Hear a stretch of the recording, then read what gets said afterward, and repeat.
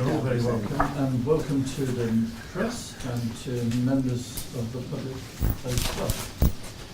And there are some faces around the table which are new to our table today, and we welcome them. Jamie Courtney is the Chief Fire Officer. You're very welcome. It's good of you to be with us. Zada is Chair of our Independent Minority Community Panel, and I think that's the first time we've been with us, so we welcome you. In fact, I think it's the first time we've ever had a chair from the Minority Community come to a meeting, so probably others are well known, and I think everybody's got a card in front of them saying who they are. Are there any apologies, apart from ACC Hartley, ACC Pulteney, Annie Fletcher, Fiona Tutley's, who's in Jamaica, and Carrie Goodwin. Any other apologies? If not, shall we move on in the agenda? Just to make you aware that we are being filmed, so if you don't want to be filmed and uploaded on our website, then you should leave the room now. Announcements. Don't think there are any. Item 4, public question. There is a public question. The member of the public who was going to ask it said they wouldn't be here, but they have asked that it be read out. So I'll read it very quickly. And there is a South Yorkshire response. But they're very particular that they do want it read out, so we'll do that. So the question is this for South Yorkshire Police. Can I ask that people who have witnessed road traffic incidents ring 101, South Yorkshire Police ask that people who have witnessed road traffic incidents ring 101 and speak with Atlas Court. However, this has not always been the case. It used to be the case that those witnesses rang a dedicated witness hotline and spoke to the traffic department who were investigating the incident. I've been to Atlas Court and saw for myself the hard work that is done there by call handlers and uniformed police officers taking calls. However, despite the hard work taking place, I was shocked by the sheer lack of staff and the lack of security on the building. Both of these issues raise concern that the ability to have a resilient police force service is a little further away than what it should be. Atlas Court is a far better system than the old ACR system, as that model left communities without a non-emergency call-taking facility. What action can you take to improve the service we get from Atlas Court, specifically in relation to the issues raised above? That was from a member of the public, and I think someone had an answer. I think it's pleasing in some ways that the member of the public has commented on the improvement in service. We are aware, we previously said we would like to improve the service at Atlas Court. What's been highlighted, the way that we'd have to do that was actually putting more staff into it, and then the only place to take those staff from is actually frontline delivery.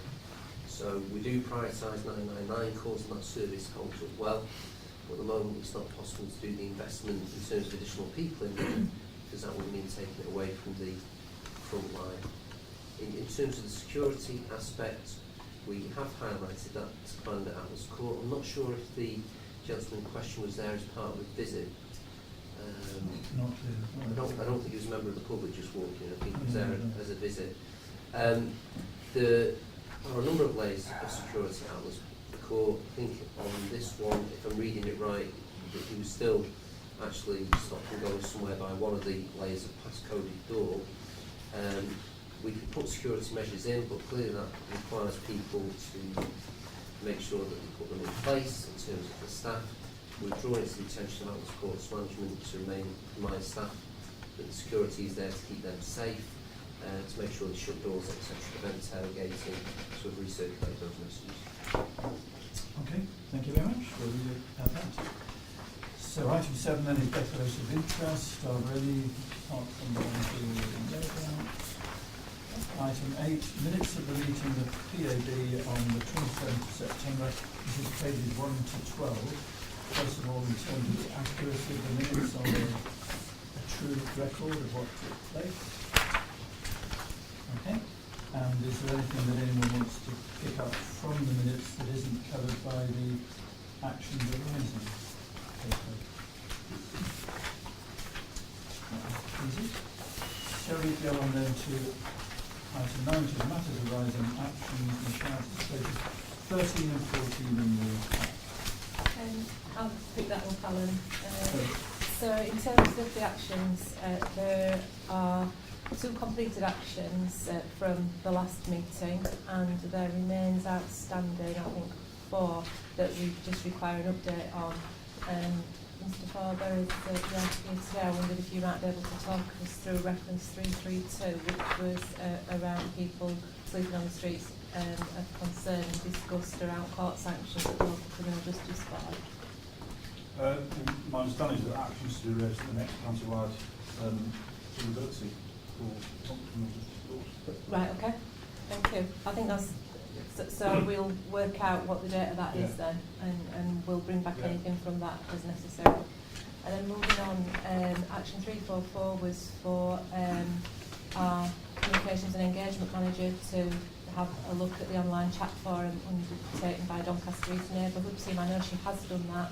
She isn't actually here at today's meeting to provide an update, Commissioner, but it might be something that we'll leave on there for her to update on when she returns from leave. Well, she might do a little note we can put on there. Okay, we can ask her to do that, thank you. Action 345 was Mr. Forber to establish whether work was still taking place with the Federation of Small Businesses around CSE. Excuse me. So the answer to that is, I suppose it takes a number of, I suppose it's slightly more complicated than a yes or no answer.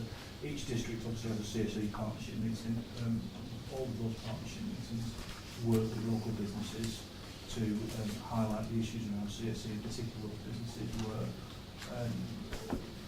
there are potentially more vulnerable to become involved innocently in otherwise in facilitating CSE. In Doncaster there's actually a specific task and finish group around CSE industry that actually deals specifically with that issue. But nonetheless, across all 4 districts, there's adequate assurance that the CSE partnership groups are working with local industries to prevent CSE. Yeah, I've been to 1 or 2 meetings with the federations. And I'd just make mention of the fact that we have, particularly in the case of CSE, we've seen some really good proactive reporting from the likes of hoteliers, where actually incidents have been revealed and there's been crime action, and people have been arrested as a result. So we've had some first-class support from business. There are examples from fast food places, etc. So clearly, the absence of a bespoke group doesn't mean that it doesn't go on. The messaging goes out. There are communications. Chief has said we do see it from the No, I think I mean, having been to meetings with the Federation of Small Businesses in the past, I just wonder whether the momentum was continuing. It sounds like it is. Shall we? In relation to 346, the last action that hasn't got an update, Tim, it's probably best if I replay back to you what I've picked up from the report, saying anybody else in the work, and you can comment on that. Otherwise, it might receive a disproportionate amount of detail to what else is in the plan. Right, okay. Fine. I mean, the only thing I'd say is in terms of an individual, to talk to DCI John Pleasanton and County Line Trust, of course, we do now have a County Line problem profile, which has recently been completed. Again, I just emphasise that County Line gains a lot of media attention at the moment about it being a drive of violence across the country. There are certainly some parts of the country that are suffering really significantly from particularly inner city gangs dealing drugs in rural towns, particularly coastal towns. We all see that here. We do see some evidence of TMO, particularly between Doncaster and well, that's what I said, between different areas of the county in terms of using vulnerable people to get involved in the supply of drugs. But what we don't see is the extent to which you might see in Yorkshire, for example. Thank you very much. I think that's everything under matters arising in actions then. We might as well just finish this section and show with 15 to 18 the power up. That's always circulated 3 months in advance prior to the cabinet meeting. I don't know whether there's any comments on that from anyone else. Okay, good. So we'll move on then. I did say to Jamie that you take your item or the item on the agenda.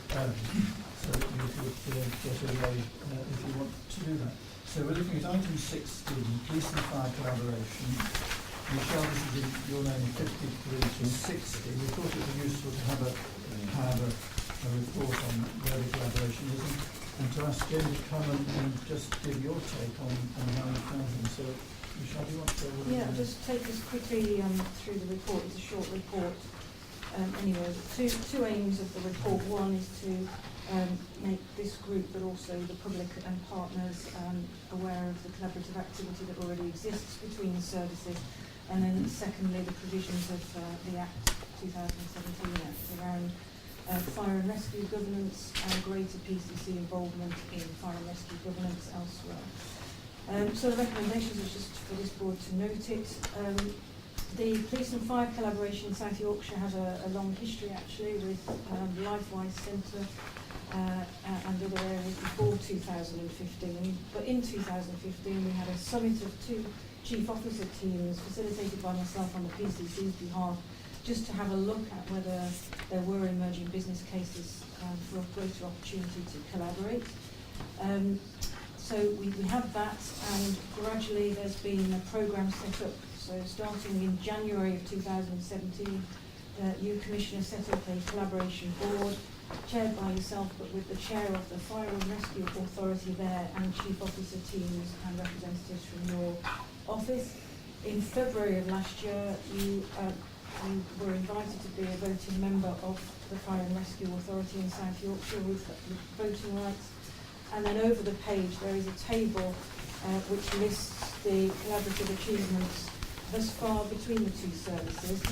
And I think summed up really, there's a lot there, but summed up by appointments joint appointments of heads of service across the two services in fleet, estates and community safety, and an overarching collaboration agreement has been signed by all 4 parties in relation to the governance structure for that collaborative activity. Paragraph 3.5 on page 55 talks to a visioning workshop that the parties from the collaboration board had, and they set out your strategic intention, which is found at Appendix A, with a vision of South Yorkshire Police and South Yorkshire Fire and Rescue will collaborate to deliver effective, efficient and economical services, making decisions that are in the best interests of the communities we serve. It talked about preserving separate identities, but having shared motivations and shared deliverables that would be monitored, aimed at doing the best for South Yorkshire in terms of those outcomes. So that's in that strategic intention document at Appendix A. Appendix B is an infographic that the programme team has produced, which shows the collaborative journey that we are on through a lot of those stages that are detailed in table form that I've just pointed to around the collaboration business cases that have come forward. Paragraph 3.6 talks about in June of this year there was a new chair appointed of the Fire and Rescue Authority, and you always hope that previous good relationships and these collaborations continue through different relationships with different people as time goes on, and that certainly is the hope here. But you also thought it was timely to have a look at what the Act provided for and ensure for your own benefit that the collaboration was achieving all it could for the benefits of our communities. So what I've done there for the public who won't necessarily be conversant in what the legislation says, set out in summary what the legislation provides for. First of all, it talks about high-level duty to collaborate between the 3 emergency services, police, fire and the ambulance service. And certainly the collaboration programme that we set up has always said that the ambulance service are free to join as the opportunities provide for, and I know there's been engagement at a strategic level at the office chief officer level. So secondly, after the high-level duty to collaborate, the Home Office were then keen that PCCs have a greater involvement in fire and rescue governance where the local need and the local business case is made out. So very much leaving it to locally the local PCCs to determine whether it is in their best interests or not. And there are 4 options set out in the Act A do nothing option, which is to carry on with governance of the police provided for by PCC and governance of fire and rescue service provided by the Fire and Rescue Authority. Option 2 is to invite the PCC onto the Fire and Rescue Authority, with voting rights, which has happened in South Yorkshire already. Option 3 is for a PCC to take on governance of the Fire and Rescue Service and employment of its staff, but keep police and fire as separate. So that really is replacing the Fire and Rescue Authority with the PCC. And option 4 is for the PCC to take on governance of fire and rescue and bring policing and fire together under one body and under the employment of one chief officer, which is called the single employer model. And as I say, the business case has to be made on a local basis, and it has to be, the caveat under the Act, has to be in the interest of economy, efficiency and effectiveness, and it would not have an adverse effect on public safety. So those are the hoops, if you like, that you have to step through if you're a PCC considering a change in fire and rescue governance where a case is made out.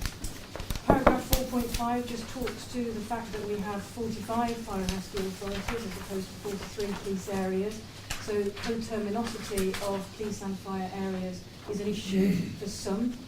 Not here, we are coterminous with our fire and rescue service. And of the non-PCC areas in the country, Greater Manchester and the Met have fire and rescue within the mayoral model. Joint inspection regime is the next section, penultimate section, which talks to the fact that the HMIC became HMIC FRS last year. The National Inspectorate are now going through the first tranche of inspections of fire and rescue services. I understand the results will be coming to fruition in December, January time. South Yorkshire is in the third tranche, so with its inspection and reports emerging out of next spring and summer. So in terms of the provisions of the Act, clearly, Commissioner, you have to determine what's in South Yorkshire's best interest. And you've asked me to have a look at a very factual document outlining the advantages and disadvantages of the models under the Act. And we are concentrating on models 2 to 4 because option 1, as I say, is do nothing, but our do nothing is a representation model with you already on the Fire and Rescue Authority. And when I've delivered that to you, having been quality assured by an independent person, you will no doubt have further discussions on what the future holds for South Yorkshire. Thank you very much. Is that your work, Matt? I can't take the credit. It's the wonderful communications department. Oh, I see. Okay. Just as my 7-year-old grandchild saw it when I was reading it at home and got very excited. It was a new game of snakes and ladders. Far prettier than the one she got. Jamie, I wonder if you'd like to make some comments on how you see this developing. Thank you. I suppose the first observation to make is that, as Michelle's already pointed out, it wasn't necessary for a change in legislation for police and fire to work together within South Yorkshire because it's something that we've been doing to good effect for a number of years. That said, we are where we are. We're pleased with the progress that we've been able to make thus far. Shared arrangements at Maltby Police Station, now Maltby Police and Fire Station, joint head of estate, joint head of transport and the joint community safety department. I think it's fair to say that getting to where we are today has taken slightly longer than anticipated, mainly because of wanting to ensure that the people we recruited to those positions were the right people for those posts and having to go through that process a couple of times to bring about that outcome. But those people are now in post and have been for a short while, are looking at their respective departments and looking at whether or not there is scope for greater efficiencies. But good feedback thus far. The Joint Community Safety Department has already given rise to work being undertaken by our crews in various areas across the county, which are police or crime focused. So that's all good. In terms of the legislation around our governance arrangements, It's quite a complex picture at the moment across the piece, with the mix of elected mayors and PCCs of various persuasions, plus the original governance models relating to fire and rescue. I fairly simplistically take the approach that from a governance perspective, I'll work with whoever walks through the door. I think it's a very political issue and will be decided amongst the politicians. Part of me thinks if it ain't broke, don't fix it, and it certainly, the governance certainly hasn't hampered the progress that we've made thus far between the two command teams and the Fire Authority on the one hand and the Office of the PCC on the other. We've been keen from the outset to ensure that collaboration undertaken and agreed upon is very much about improving the collective service to the people of South Yorkshire. It should not be entirely finance focused, albeit there's no denying that both of our organisations are under cost financially, and the financial issues will inevitably be a part of those considerations. So we will leave you to consider the various options in respect of the legislation, Police and Crime Commissioner. We are pleased with the progress that we've made thus far and look forward to making further progress in the not too distant future.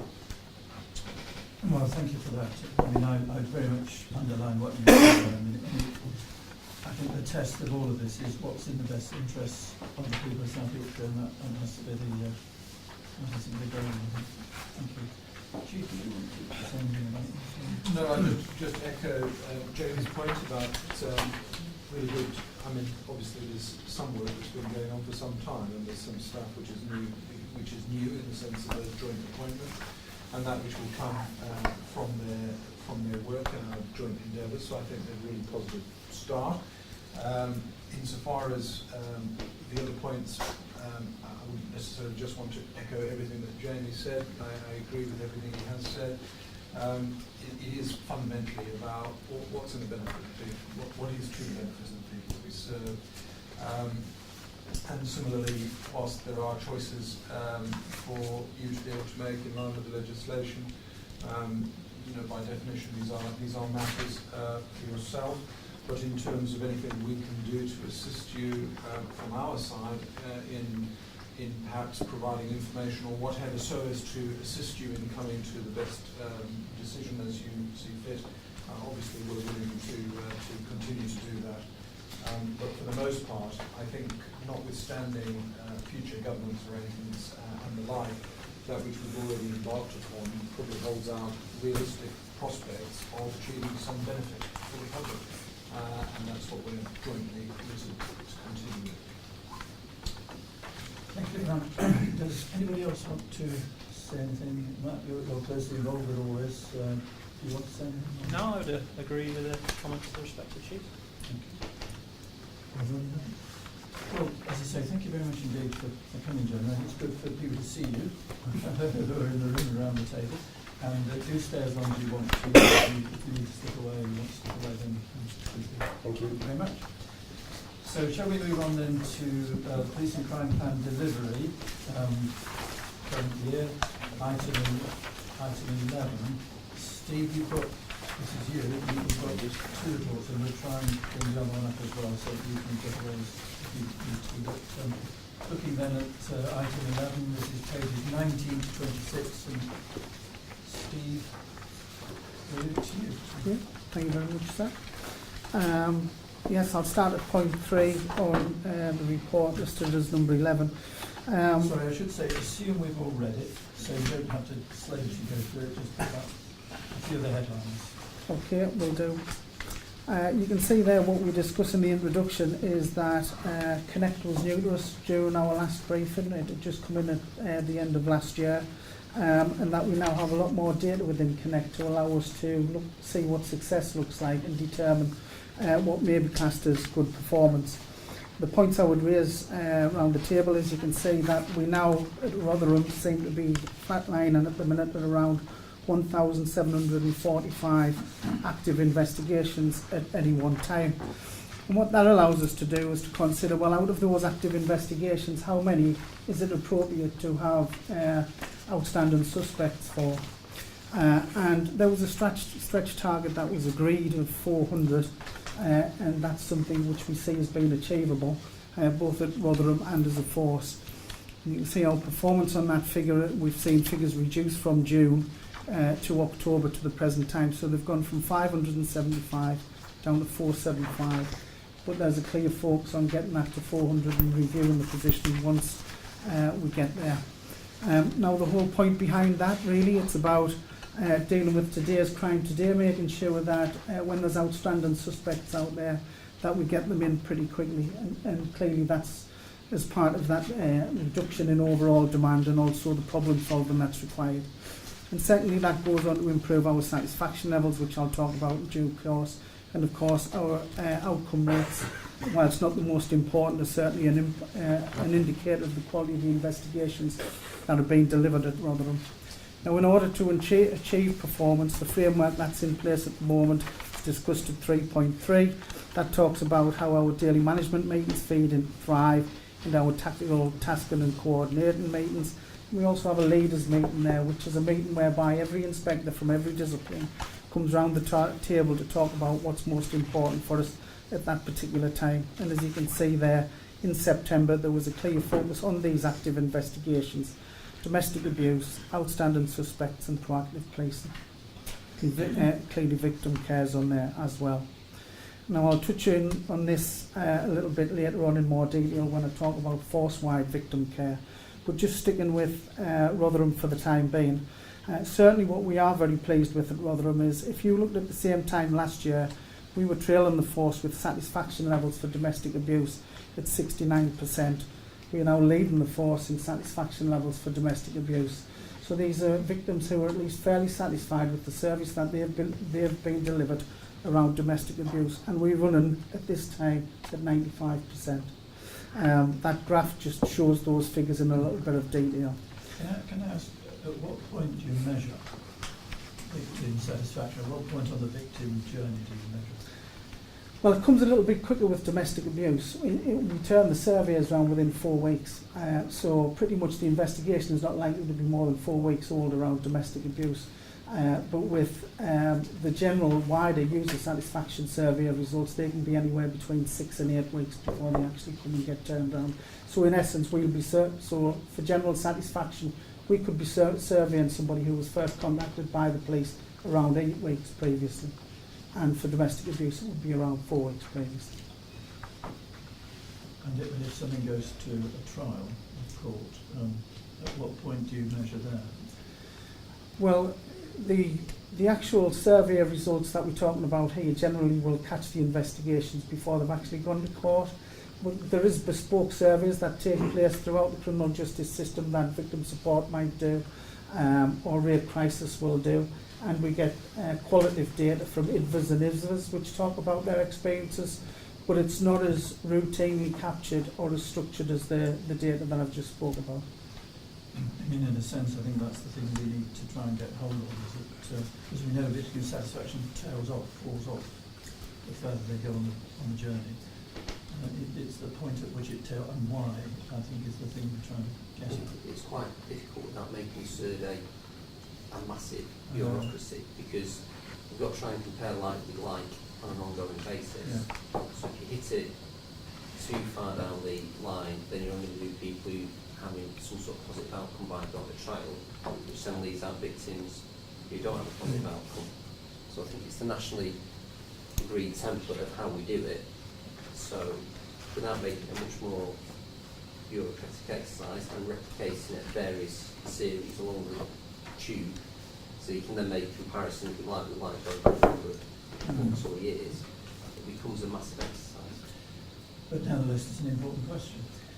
But once people get to court, as Steve says, other measures can be put in place or picked up from victim services about quality of service. So. And what we have put in place in the last 12 months for exactly that reason is there is a CVC strategic meeting of which one of the PCCs represented. And what that does is actually mirror the victim's journey. So around that table you've got representatives from each of the districts at least chief inspector level, but you also have victim support, who's the commission service, and we also have witness care and the witness service there. And that's to try and map out that journey and get people talking across that criminal justice process to make sure that we are joined up. We're not perfect, far from it, but those conversations has happened. So one of the most recent successes is that we now have victim support who have access to Connect and are able to go into the systems to get that little bit more information that they need in order to deliver.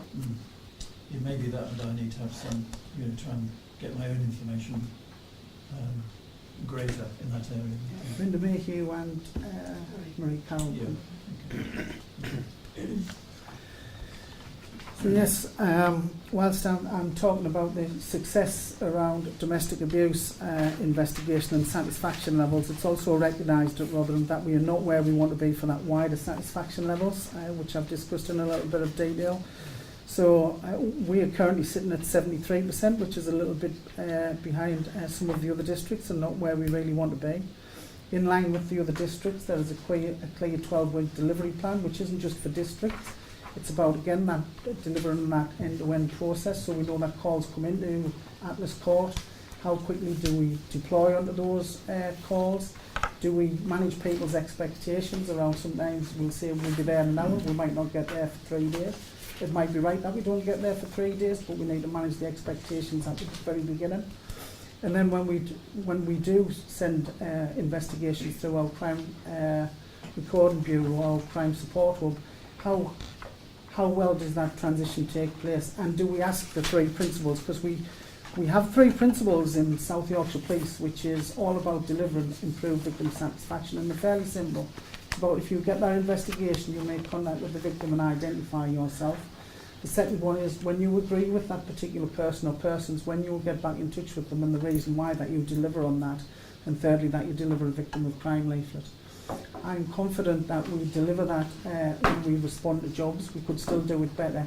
I'm not as convinced around the transition process on the likes of the Crime Recording Bureau, and that works on board and people are fully aware of it. So we know we've got some gaps, but we're actually working on those gaps.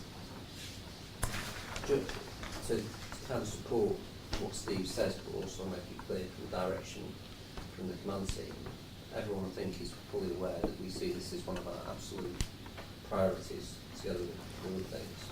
It's regularly focused on. I dip into it. All the district commanders are fully aware about the importance placed on it. Dave Hartley's got it as a specific objective and his plans are in place. So there's absolutely no lack of focus. But what we now need to see is that translating into some meaningful bottom line results. And I think another important aspect to this is these stats, if you like, lump in together both employed and non-employed crimes. So there are some crimes that people will report who weren't employed to. And at the moment, of course, the experience of victims all lumped into one basket of indicators. And so we have commissioned some work to try and separate those things out, because it's entirely likely, frankly, that where we deployed and therefore they have face-to-face contact with the police officer, it's likely to be the case that satisfaction is slightly higher than not. That doesn't mean that we should stop not deploying to every crime, because we don't have the resources to do that, and there's some very good reasons not to deploy to certain types of crime, providing that process is appropriately entered into. But even with perhaps lower satisfaction levels around non-deployed, it still should be the case that you should be able to unpick their experience as they work through that process. They should still have high satisfaction around ease of contact. They should have high satisfaction around the actions taken and the information given and all that sort of stuff. So if there is a difference between those two sets of experiences, we are still seeking to drill down into what that is. So we're not simply going to accept that you might engineer a situation where that group of people are likely to be less satisfied than that. It might de facto be the case that that is the case, but it doesn't stop us from working hard to resolve it. And even within the category of non-deployed, I guess there'll be those who have a good explanation given, and those who have a rubbish explanation, no explanation. Exactly right. And sometimes, people can sometimes read too much into non-deployed. Sometimes there is a very good reason not to deploy. So if you have, for example, a sales rep who has their car broken into whilst parked in a hotel car park, and they phone us up travelling southbound on the M1, they don't want a deployment, they just want to report it to us, because if they don't, they'll be in bother with the boss. That's all it is. Of course, that's one we wouldn't deploy to, because there's no point. It's hitting something. But the figures don't show that. So. No. But that's the point. We have to separate those things out. And one thing that we are confident about is our crime support hub. Their approach to identifying vulnerability, repeat victims, lines of inquiry, solvability factors, CCTV evidence, forensics, witness evidence, all of those sorts of things. We actually think of a very good process. And we have had examples of where, bearing in mind these are all police officers who are engaged in these conversations, sometimes there isn't a reason to deploy to the crime, but because of the officer's knowledge and experience, they detect that the person who's the victim of the crime needs a visit nonetheless, because there is a vulnerability there that needs to be explored further, and they do that very well as well. So there's a bit more work to do to try and separate out these two sets of numbers. But the bottom line is the headline figure that we have at the moment is a lot lower than we want it to be.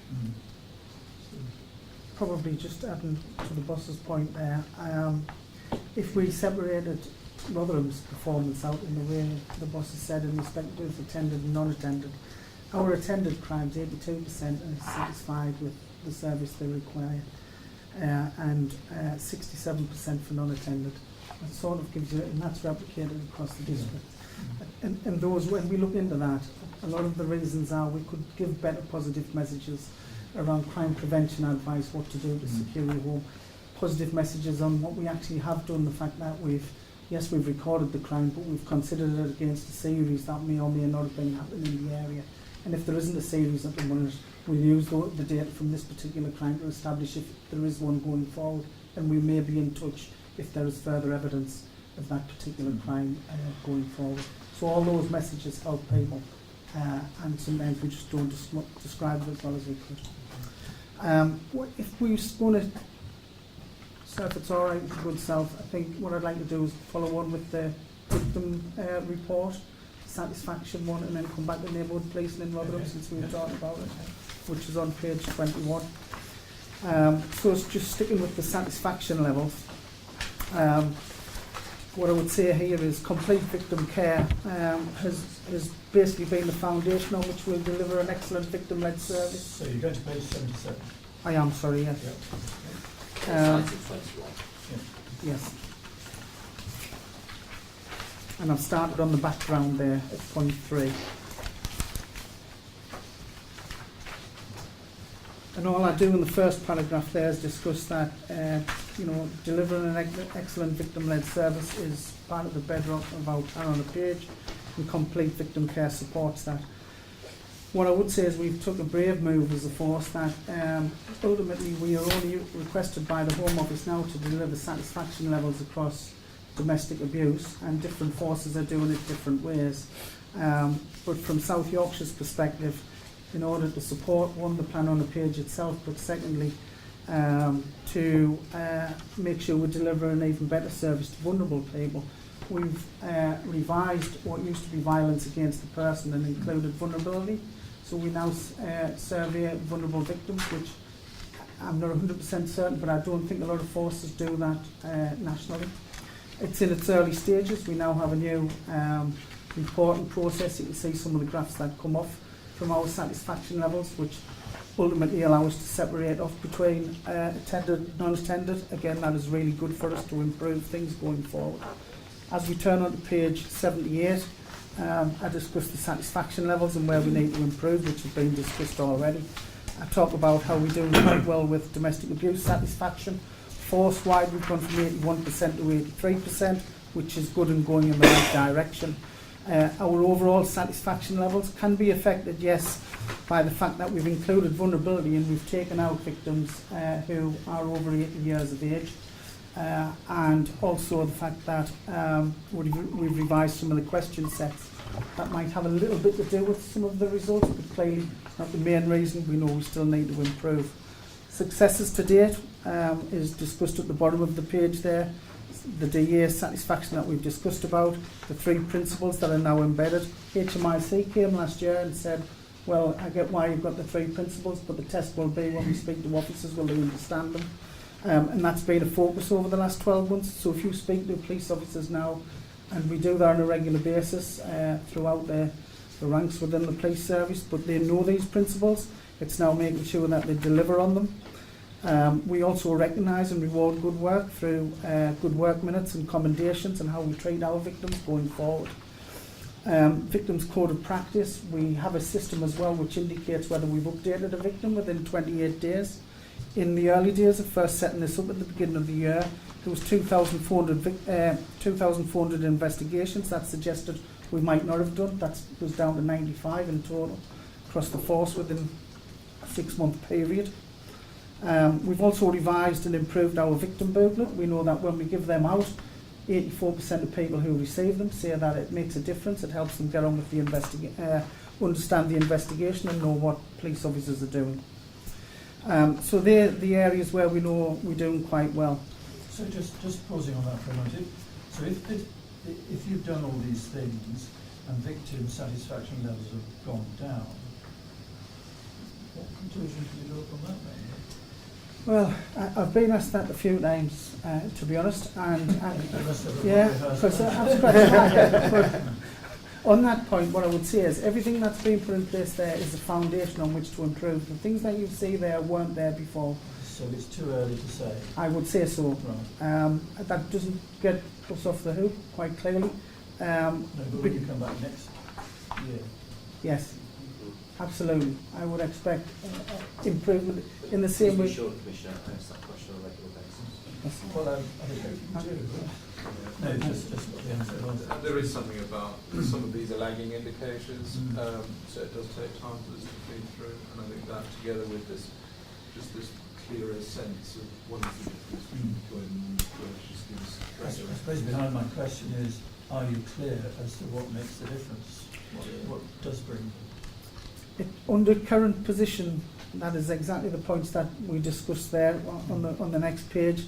Because there is 5 points there, which start from, we know that when we speak to victims, that if we tell them a time that we're going to attend and we don't stick to it, it's a little bit may want to go to the doctors and ultimately they're late, or they don't see me within the hour when they said they were going to. I get frustrated by it. That is an area we can improve on, and it's part of that 12-week delivery plan. It isn't just what happens in districts, it's what happens when that first call comes in. The second part is we know when it's resourced without deployment, we know satisfaction levels go down, but we know what we need to do in order to improve those things. And again, that's in place, and it's all around those crime prevention messages, those positive messages. We know that victims want to be kept updated because that makes them feel valued and taken seriously. And we also know that whilst, and this is where we used to be, and policing used to be years ago, when we actually, we used to focus on getting the bad guy, catching the bad guy, and the reality is we left the victim behind, and that has been a big focus again over these last 12 months, which is absolutely it's the right thing to do to catch the bad guy. It forms part of the quality of investigations, but you need to put the victim at the front and centre first and foremost, and that is part of those 3 principles, and that has been a message which ultimately makes a big difference as well. The report then goes on to talk about how we deal with violent crime. So some of the people who are subject to violent crime also impact on our survey results, and there is other agencies that make a difference to that. So you can see I talk about the offences which come under violent crime, such as murder, manslaughter, rape, robbery, knife crime, gun crime. But we have victim support who do that general commission service, but we have the bespoke services that we get from the advocate service around sexual offences, rape crisis, and we've got our SAR. In addition to that, we have the IDVA service and the outreach services which run across the districts. The final point under victims is the future work over the last 12 months. And there's 3 key points there. That is to deliver the 12-week plan. That's the introduction of victim panels as well. So we've seen that in Doncaster. We've looked for good practice across the districts, and Doncaster have invited people in and discussed with them to see what their concerns are. It is no surprise to us, and it gives us some reassurance that quite often it's generally well, you left us behind, you recorded the crime, you went and did your investigation, you just forgot to get back in touch with us. And the final point there is in relation to restorative justice. As a force, we did a lot of restorative justice training in 2010, and it's felt now the time is right to actually refresh that training to bring us into being a fully fledged restorative justice organisation. We know that it works, we know that people want to do it, it's just the right time to embed it right across the force.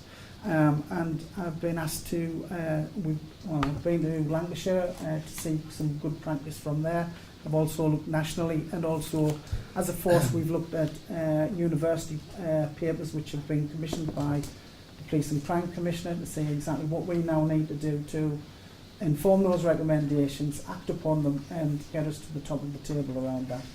It improves satisfaction levels, it is proper problem solving at its best, and it will obviously reduce demand. So that is a key piece of work which is ongoing. To reassure you, we're really confident we're not barking the wrong tree here, because I think it's a service. We do understand the drivers for satisfaction. And Steve did a lot of this work in Durham, who are obviously well regarded for this, so he's translating what he knew. He's looked around the country to find out the best practice. So we are really confident that the plans that Steve's put in place and Dave managing are the right plans. It's now about compliance, and we need to see to deliver it. So the expectation is it will improve. If it doesn't, then there's something about translation from intention to effect, because we are satisfied that the plans we've got are very comprehensive and the right plans. No, we can see the things you think need to be done in order to improve satisfaction levels. So we'll see. Thank you very much. That probably takes me back to the original We'll go back report. And I'll try and rush straight through this. This is back to page 22. And I really will just do some headline figures and allow people to come back to me. It starts on point 4, neighbourhood policing. And I'm lucky enough to have a chief inspector who's pretty much doing quite a bit of work on behalf of the force around neighbourhood policing, Paul Ferguson. And he invited Andy Higgins, who's from the Home Office, to come and see what South Yorkshire Police were doing around neighbourhood police. And that was on a backdrop of Paul having seen Mr Higgins delivering all a tale of woe around nationally, how police forces are not putting that investment in. So he said, right Andy, come and see what we're doing. And you can see that if you went down those first few paragraphs, he basically talks about having come into Rotherham, having gone to the Central Neighbourhood Policing team, and give some really good rhetoric around what we are doing as a force as well as a district. He talks about the new leadership and the vision and the model that we have around neighbourhood policing. He talks about the bringing together of the partnerships, statutory and voluntary agencies, and doing significant problem solving across the district. And you have 4 community hubs, co-located community hubs. Absolutely, one in each district. First, these are the neighbourhood service. Riverside, obviously, is one. Is the one for others. They're in each of the 3 other districts, exactly where they are located. Each district has a hub. Yeah, they don't have a place necessarily. Well, co-located in a hub, but then there's neighbourhood teams that sit off that. So they're all in Riverside. They all go out from there. No, sorry. They're in. Where are they? Right. If I use Rotherham as the example, there is a neighbourhood service which is based in Riverside House, which is co-located with all the agencies that pretty much you see in that bubble on the right hand side. But in addition to that, what we also have is a neighbourhood policing team for the central, which is actually there, which works with our MBC, but we're now just about to do exactly the same in Maltby and do exactly the same in Rawmarsh. The buildings are just getting ready for that. So in essence, I don't think the other districts will be any different to Rotherham, but we'll have a combined neighbourhood service which has a number of agencies round the table, as well as 3 co-located teams with RMBC, Council and some other partners who will do problem solving. So we've got Maltby, Rawmarsh, Riverside and Central. Central. Sorry, It's in- Central, Rawmarsh and Maltby are your three co-located teams. And at Central you have a neighbourhood service, which is pretty much where you have all those people who sit So you round. won't replicate everything in neighbourhood service at each of the remote locations, because that could be an inefficiency. You have what you need in the central hub, Yeah, and no, then it was just getting in my head what this was saying. So, yeah. And then moving down to and onto page 24, I'll not go into the details because I'm pushing through this quite quickly, but Rotherham is one of the few districts who's seen reductions in all of its top 10 locations bar one. And the only district where we didn't see that actual reduction was in Clifton Park, and we could suggest that that was down to the seasonal weather because we had some really hot weather and some yesterday, etc. in that area. But 9 out of 10 we've consistently seen reductions when compared to the previous year. I then move on to criminal investigations. I've spoken about the fact that teams, the PVP teams, have come under the district supervision, and again that's based at Riverside House, so again some co-location, and the work that they've done from the start of this year has seen them achieve 150 years for sexual offending in respect of offenders brought to justice. Organised crime has been key for us, and I discussed that earlier in the performance framework, where we've had some really good activity, and this is supported by our Duxford Days. Sickness is not a lot different to what it was last time, so I won't speak about that, sir, and that would be it from a good side. Just on your final section on the community issues, I mean, you've given an example there, not presumably not because this is the biggest community issue that you've got in Rotherham. No, you're quite right. The reason I've probably brought this one up is it came from one of our PCs, and it was an idea from a PC 9 months ago saying, I used to work on the buses, I then worked as a special, and I'm now a PC on one of the shifts, and I think we're missing a trick in respect of what we could do around utilising our public transport routes.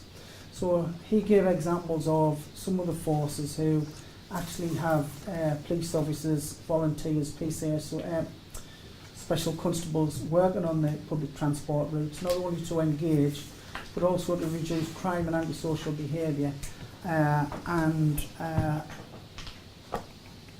reduce overall demand and protect vulnerable people. And one of the examples he gave within that was that he's aware that there was an intelligence system which the public transport partners use around bus passes.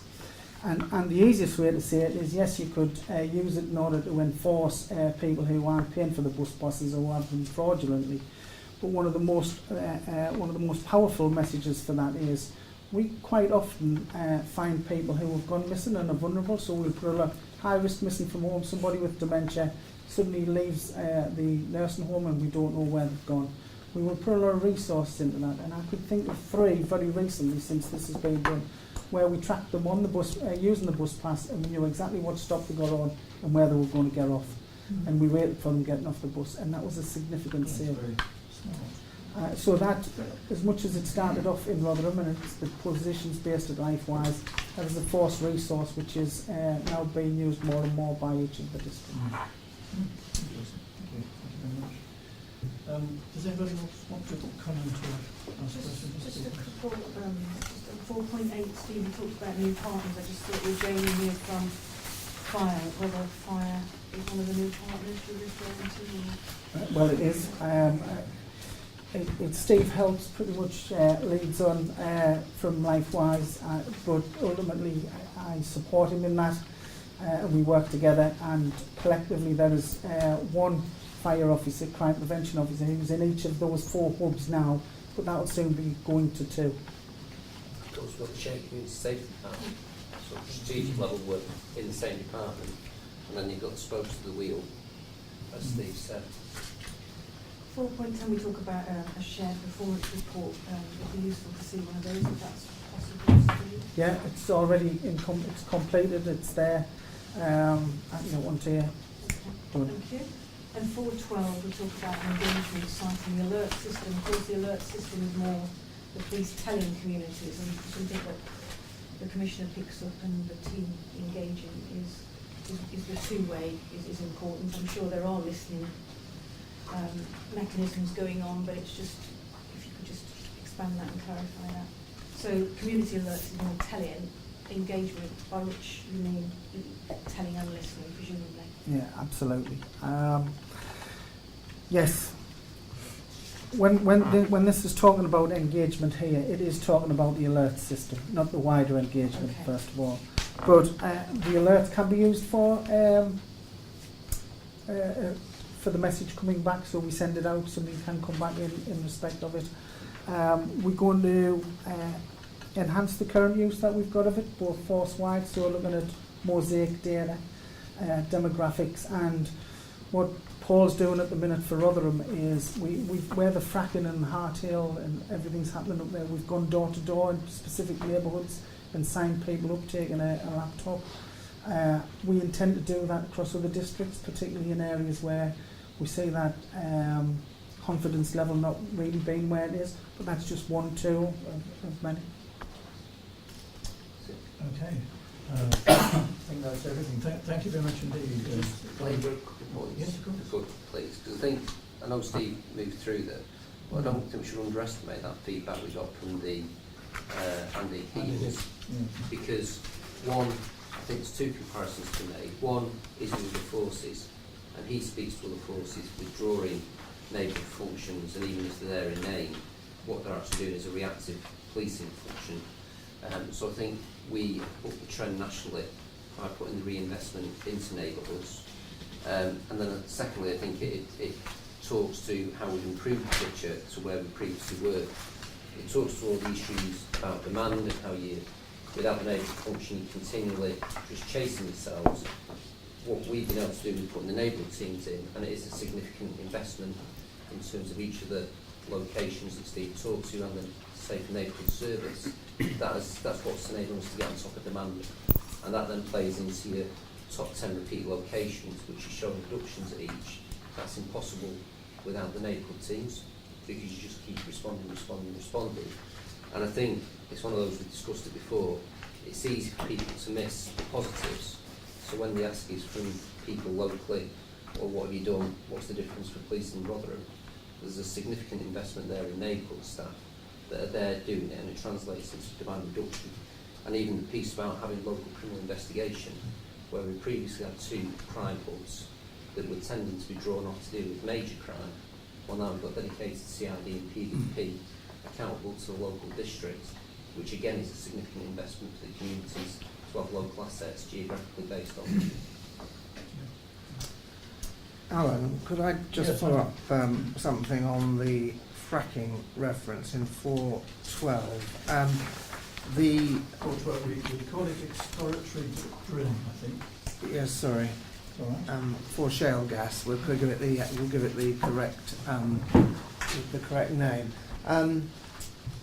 When the advisory panel for policing protests met last week, ACC Hartley explained what Steve Chapman has just said. We suggested that in addition, and this didn't happen, I think, with the trees protest, so it was one of the recommendations from that review that you commissioned. We suggested that actually a house-to-house leafleting on the powers that the police have and don't have in relation to fracking would be helpful. I think it was in Hart Hill and Woodseats, and I think ACC Hartley took that back as a positive suggestion, because we found when we did the review of the trees protests considerable ignorance about the background to police powers for those protests and the situation that police found themselves in, particularly following the injunction. And there have been injunctions, of course, in relation to Hart Hill and Woodseats as well. So that encourages the further engagement beyond the alerts system. Okay, thank you. We'll note That's probably everything. Thank you very much indeed, Steve, and Jamie, you've got this to the way as well. Thank you for coming. Thank you very much. Thank you both. That was items 11 and 16. So we're on to item 12, forced performance against serious and organised crime. Mark, this is you, pages 27 to 32. Yeah, well, Tim's here to do that bit in a suit to show his success.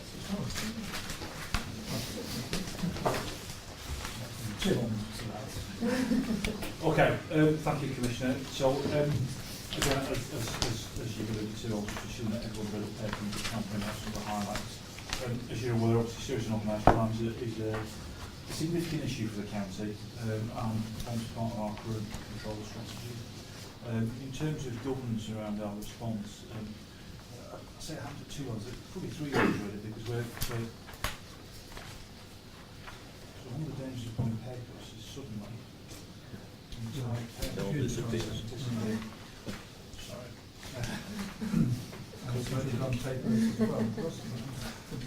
It's back along with my scribbles. I've been trying to go paperless for a fortnight. We're obviously intimately involved at the regional level throughout the regional organised crime unit, but locally here we have a county-wide organised crime partnership group chaired by Chief Superintendent Abbey as head of crime. In each district we also have a separate local organised crime partnership board that sits within the established framework of CSPs. In terms of the extent of the issue, I think it's worth noting that in South Yorkshire we currently, I say currently because it is a shifting piece, have 54 identified organised crime groups, and that actually amounts to potentially 445 individuals that we believe are more involved in serious and organised crime. Of those 54 active OCGs, we assess that 33 of them have some degree of firearms capability. At 3.3, just get a flavour really of what the primary threat posed by each OCG, and from that you can see that overwhelmingly the principal threat is around the supply of illegal drugs. Also a significant number also involved in organised activity of crime. We've seen an element of that around things like plant theft, things like the fairly systematic attacks on ATMs that we've seen recently, all of which tend to emanate from organised crime groups. Crimes like that are not generally committed by someone who just wakes up one day and says, right, let's go and steal industrial plants. As I said, we work very closely with the regional organised crime units, and also where necessary with the National Crime Agency.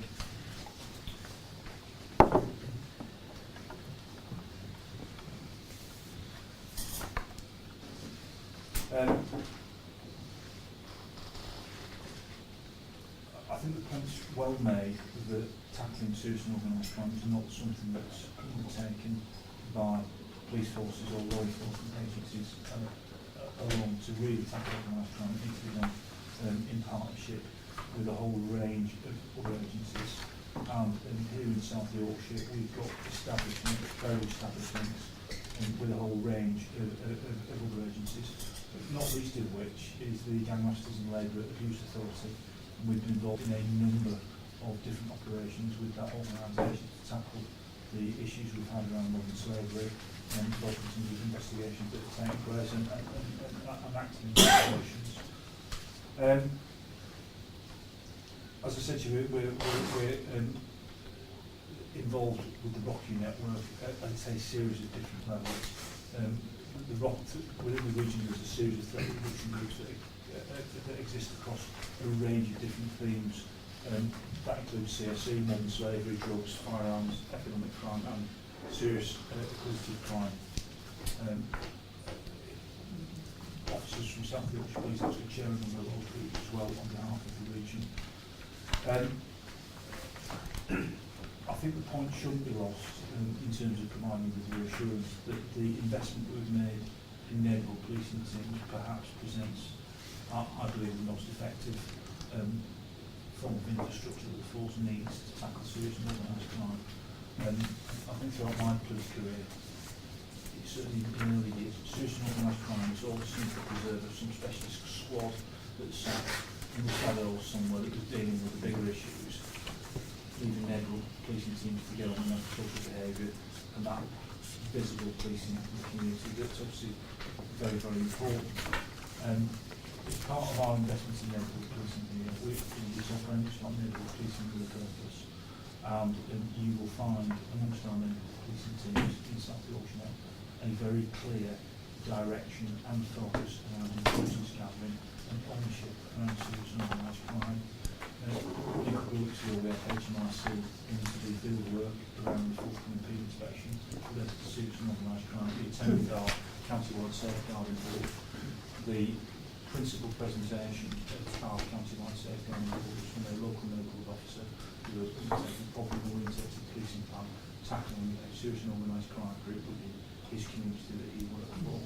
And that's very powerful, that. And what you'll find now, I've visited a number of the neighbourhood policing teams myself, what you'll find is if you go in, you'll find a very clear sense of ownership, a very clear sense of where the threat lies, who the individuals are, and absolute clarity about what the intelligence requirements of it is. So, who's driving what car, who's associating with who. They're the questions that are best answered by our neighbourhood policing teams. And as we've built that infrastructure up over the last few years, there's absolute clarity of purpose around that. Lead for the force around serious and organised crime is the Director of Intelligence, Superintendent Singleton. The plan that he leads effectively has four strands to it around pursuing people involved in serious and organised crime, preventing people becoming involved in it, protecting people by reducing vulnerability in the community, and preparing for it and making sure that we have the necessary capacity and capability in force to deal with it. Every organised crime group, all 54 of them, have a local responsible owner, an LRO, whose role it is to manage the partnership plan that exists against each of those. LROs attend county-wide safeguarding, the county-wide threat reduction group, and are held to account in terms of governance around what they are doing to progress the 4Ps plan against each individual organised crime group. And again, when HMIC attended only a couple of weeks ago, they were very impressed with the level of accountability and governance that we put around this. And there is what you will find is that this is not just notional ownership. It's a real expectation that every single organised crime group has an owner. There's a very clear plan that's proportionate to the threat posed by that organised crime group and the actual progress and reporting and governance around it. In terms of comparing us against other forces, if you go back to our last inspection around serious and organised crime, one of the recommendations that came out of that was that we moved to scoring our organised crime groups on a regional basis. That's now one of the ROCU core capabilities that's funded centrally as part of the ROCU grant. So we have a regional organised crime threat assessment team that's based within the ROCU. They are responsible for scoring the threat posed by our organised crime groups right across the region. So when we say we've got 54, and off the top of my head I'm not sure how many West Yorkshire and North Yorkshire homicide have, we're assessing them at the same level. So when we're designing at a regional level where our level 2 resources are placed, doing it on a level playing field now, and you can actually get some confidence that when we say an organised crime group meets a certain threat level in South Yorkshire, or one that meets a threshold in West Yorkshire, we're talking about the same level of threat. In terms of impact, it's all very well having infrastructure, but delivering against these individuals is what counts. You can see at paragraph 3.11, just a snapshot of what we've been up to in the last 6-month period from May to September this year. 266 recorded disruption, 23 firearms seized, 29 vehicles seized, £83,000 in cash seized, and 11 disruptions with partners. So that could be anything from enforcement around housing through to targeted action against car washes, by the environment agencies, a range of different partnership impacts and disruptions that we bring to bear. Just an example of where we've worked with the Regional Organised Crime Unit and how we bridge that gap between district policing and specialist assets of the Rocky Operation Railbird was an example involving an OCG from Doncaster who were very violent, very unpredictable, very difficult to target in terms of law enforcement activity, involved in significant levels of drug dealing, ATM thefts and robberies. Complex investigation undertaken involving specialist assets from the Rocky local officers from Doncaster district, as well as some of our capabilities that we have enforcement and specialist crime services. That led to 9 members of the gang eventually pleading guilty to offences involving conspiracy to supply Class A control drugs. Between them, they received a total of 35 years imprisonment. When you look at what was recovered in that, 2 kilograms of cannabis, 100 blade weapons, 2 semi-automatic firearms with ammunition, that gives you some idea of the capability that we can use to put on these guns to remove weapons from the street. There's some serious weaponry here. Oh yeah, yeah. In terms of taking our operational effectiveness forward, I'm going to speak to you shortly about the implementation of the crime review, but part of the crime review has been to reorganise our organised crime capability at a force level. I think probably one of the lessons of the past is that serious organised crime capability historically has been wholly focused on drugs and commodities, drugs and firearms. And I think probably one of the lessons of the past is that that's led to vulnerability being missed. So we have organised our capability now into 3 different strands. Serious and organised crime vulnerability, that's a dedicated team at the centre to deal with the highest level of organised CSC, modern slavery, online sexual offending. That sits within what remains of specialist crime services. Serious and organised time prosperity, so that essentially deals with criminal finance. It's our ability to go after organised fraud criminals. It's our ability to bring to bear asset seizures against organised crime groups. And then, as you'd expect to retain serious and organised crime commodities, that's principally dealing with firearms, drugs and other criminal property. By having 3 different strands, all working to one DCI, but with a detective inspector leading each syndicate, it means that we can retain focus, capacity and capability to deal with what are some very complex modern slavery investigations, for example. Perhaps one of our challenges of the past is that we've, for some years had very good intelligence management around anti-slavery and very good links into the national referral mechanism. We've not necessarily had the investigative capability at the centre. It was once we've got the intelligence around a slavery operation, being able to bring some specialist investigative capability to actually resolve it. We now have that, and that unit is working very well indeed.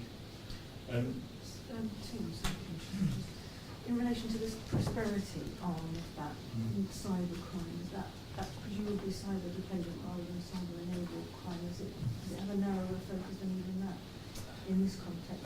What sits within that would be our digital investigation unit that will provide specialist capability to deal with, in essence, any form of cyber crime, both cyber dependent and cyber enabled. Principally, in terms of their investigative activities, it will be focused on the high-end cyber dependence and that which doesn't go within a regional, national investigative structure. But it will also become our centre of excellence for cyber-enabled crime. Yeah, I think, Mark, it'd be useful if we can talk about understanding cyber crime in terms of what we're hoping for from the 7th Force region collaboration, what we're hoping for from the 4th Force collaboration, and what we're providing within the force. Yeah, agree with that, definitely. I mean, I could just have a conversation, not a report or anything. Yeah, we can certainly talk about that. First, by the point, I mean, we made the investment as well with the regional superintendent cyber, so we are well placed to make sure we're getting value for money out. And certainly in terms of the grant funding still available around regional cyber crime, we will be getting some funds from that to enable us to equip ourselves with the sort of equipment we need to deal with this higher end increased capability. I think the issue I'd make with cybercrime is,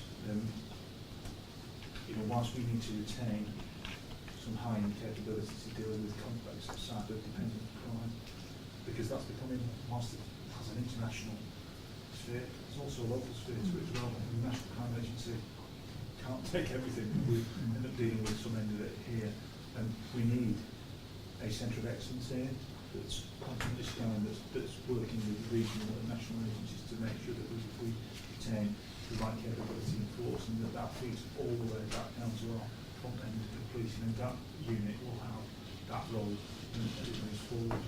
And working out with the region team to invest in that capacity so that frontline officers can get the helpline in effect and the triage in the same way CSIs would advise on burglary. Absolutely, absolutely. And the management of a cyber scene, so to speak,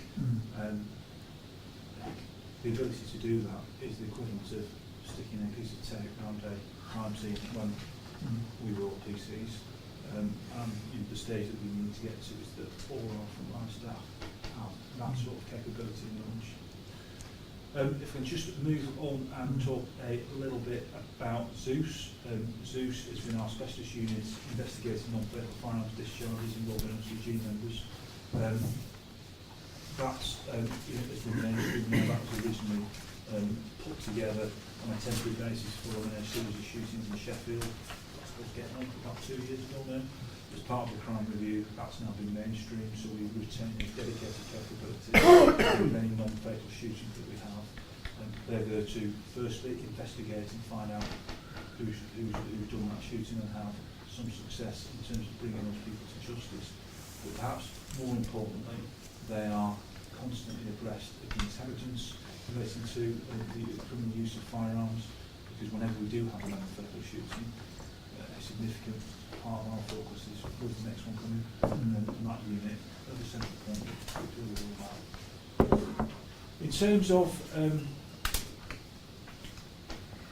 future direction and developments, Michelle, you mentioned county lines this morning. We've taken some significant action to assess the threat caused by county lines. And as I say, that we do have now a problem profile that sets out what our issue is. We've nominated a DCI to lead on county lines. What we don't have here, as I say, is a cross-county boundary issue where the features in other counties and the features in other counties within the region. We do have some hallmarks of how that criminality manifests itself. In particular, one of the things that concerns us, and concerns all law enforcement agencies now, is child criminal exploitation, where effectively young women and teenagers, in much the same way, were exploited as part of the CSE, and all that we're all now very familiar with. What I'm very keen to make sure we've got the capability to do is to make sure that we can identify young people being drawn into organised crime around mainstream criminality, particularly around being so PCI Cousins have been appointed as the lead for CCE and county lines now to take forward a piece of work to manage that. But what I should say is that we'll manage that within our existing infrastructure, our operating model, with our neighbourhood policing teams, with our serious and organised crime, divided amongst those three different strands, is certainly capable of meeting that threat. And John's role is about identifying it, quantifying it, and making sure that feeds into our tasking process. Just touch at paragraph 5 around violent crime. I think there's nothing here, Commissioner, that you're not aware of, and also we've presented reports recently around this issue, but it's just worth touching on the Guns and Lives Take Life, Guns and Knives Take Life project, delivered through LifeWise, which you've mentioned earlier today. It's now reached more than 20,000 young people in the government programme. Other than that, I don't think there's anything else I want to draw to your attention. Any questions you've got? Well, yes, one question. when I look at the gangs, the organised crime gangs, your little table on page 28, Sheffield 16, Rotherham and Doncaster 30. You'd expect there to be more in Sheffield than Rotherham and Doncaster, but I don't know in terms of how that compares with other parts of the country, for instance. Are we talking anyway about smaller numbers here than...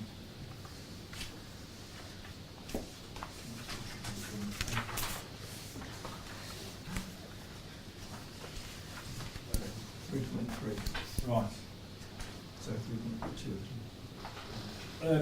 Very difficult for me to comment really with other areas of the country. What I can say is to stick to the Rocky and others parity.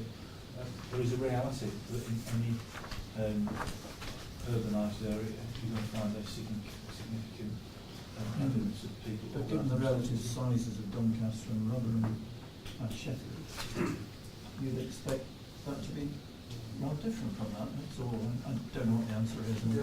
I think the issue is that whilst the OCGs themselves are not massively distinct, you see the number of individuals involved. So you're 181 versus 75. So you get some sense of scale. But the trick is, of course, to make sure that we are actively monitoring each of these OCGs, that they are properly mapped, and that there's interdictions that we're undertaking. It's nothing to the number, but it is interesting from time to time we do come across a place which isn't actually that populous, but it's written with organised crime. And it does demonstrate that without being really, really vigilant, we can see organised crime groups really taking root in some communities. Well, we've seen some move from Sheffield to Mexico. Absolutely. And by dint of a smaller bit of geography or a less populous area, that's where you see organised crime gets a toehold, and it starts to be disproportionately powerful than it might otherwise be, which is why we're so assiduous at having knowledge of what these people are. I think there's a couple of things I want to say. Firstly, when you look at the volume of nominees involved, we mentioned in Sheffield 148 in Doncaster, that's probably what I'd expect to see. In terms of firearms capable OCGs, predominantly Sheffield and Doncaster, well, that's what I expect, because that's where we see most of the firearms discharges across Sheffield and Doncaster. We don't see that many in Barnsley or Rotherham. And I suppose the final thing would be is that we don't hesitate if we think we've got an emerging organised crime group. We don't hesitate to put it up for assessment. So, even if we think there's 2, 3, 4 people organising themselves in a particular way to commit repeated criminality, we will submit that for scoring and mapping as an organised crime group. So, one OCG, in terms of its volume and its impact, doesn't necessarily look like the next one.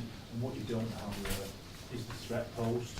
So if you take Rotherham and Barnsley, generally the threat posed by the OCG in Rotherham and Barnsley is assessed to be less than it is in Sheffield, isn't it?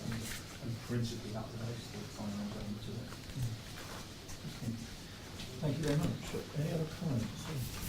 I'll just point very, very briefly, just when Tim goes through this is people operating in an organised way at the top end of risk and harm. And the tackling of these things is something which isn't typically seen by the public. Yes. And so when absolutely understandably there is a call for visible police, not everything we do is visible. But it doesn't mean because it's not visible, it's not valuable. And actually, this is hugely valuable work. And I think the important point that Tim makes is that now that we have properly resurrected the neighbourhood function, we do have capability that reaches right from the local right through to the regional. And that we now have in our neighbourhood policing people who are actually owning organised crime group nominals, registered sex offenders, as well as doing everything else that people want them to do. It does actually allow a recipe to safety that hasn't previously been. And some of the results, of course, that are being brought about are being achieved because of first-class detective work. And this is one of those areas where we're pretty good at this. And we frankly are working the very top end of being very good, Mm. borderline outstanding. So this is a capability that I think people of South Yorkshire should be proud of, because it's very important. No, and it's a good report, interesting report. Would it be true to say then that the current neighbourhood teams are doing things, I don't know how to put it, at a higher level than the old neighbourhood teams used to do? Is that quite what? Hard for me to say because I wasn't here during those Oh, times. What I would say, and whenever I talk about neighbourhood policing teams, I'd like to say, even though Dave Hartley has responsibility for local policing, I talk about neighbourhood policing teams an awful lot in my world. I talk about it in terms of neighbourhood policing with a purpose. So neighbourhood policing teams are responsible for local visibility, local reassurance, local confidence, local organised crime, local sex offenders. Yeah.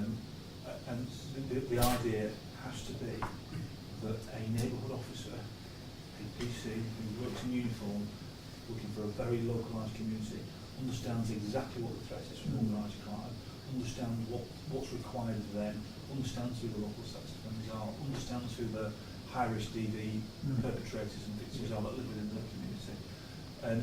So it's neighbourhood policing with purpose, and that purpose is way beyond reassurance of the local It's certainly community. true to say we can point you to other neighbourhood policing functions in other forces where they would be able to answer the same question. Yeah. No, it sounds like a lot of responsibility is put on now. I've worked in places in the past where, I suppose in some ways going back to the times of plenty, where if you said to a neighbourhood policing sergeant, what's your role? It's about reassurance. Yes. However you define that, this is neighbourhood policing with purpose. It is about reassurance, but that's a strand of it. It's about keeping people safe within their local community. Not going back entirely to your original question of time-wise, but in terms of the neighbourhood function, I think we inherited, which was inspectors and PCSOs, that was certainly not effective against organised crime groups because there are limitations about a team absent of officers to do to tackle this, and there are some elements that people can do about what PCSOs can do about intelligence gathering and monitoring, but in terms of enforcement and tackling people who are in those CGs, then that's very much better served by officers in the neighbourhood teams. Yeah. Yeah. Well, thank you. That's very reassuring to know. So, moving on then, that was item 12. 13, quarterly overview of performance against police crime. Erica? Thanks. Just to briefly introduce this, and then I'm going to hand over to Kevin, who's pulled it together. So this is the second quarterly report that's been produced, which covers the period July to October, although I thought it was July to September. So it's July to September.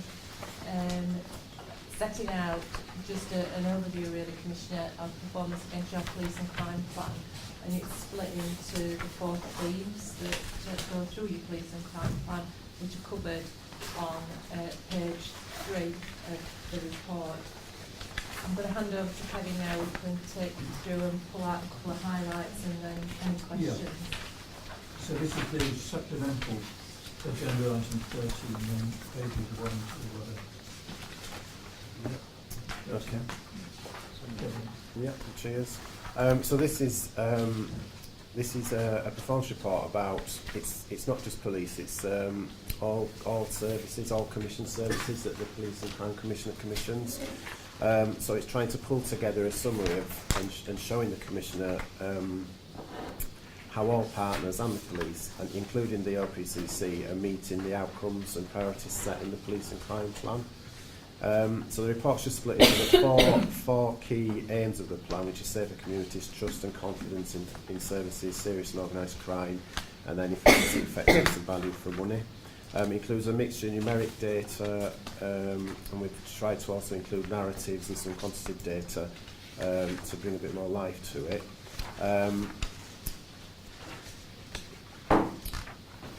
So in terms of, and again, as I said, it's not what we're trying to do, and the report is still developing. So it's still a work in progress, if you like, over the year. But in terms of the performance framework that sits underneath this report, it's about gathering data, using data and information from a range of partners across South Yorkshire that's informing the police and crime plan outcomes.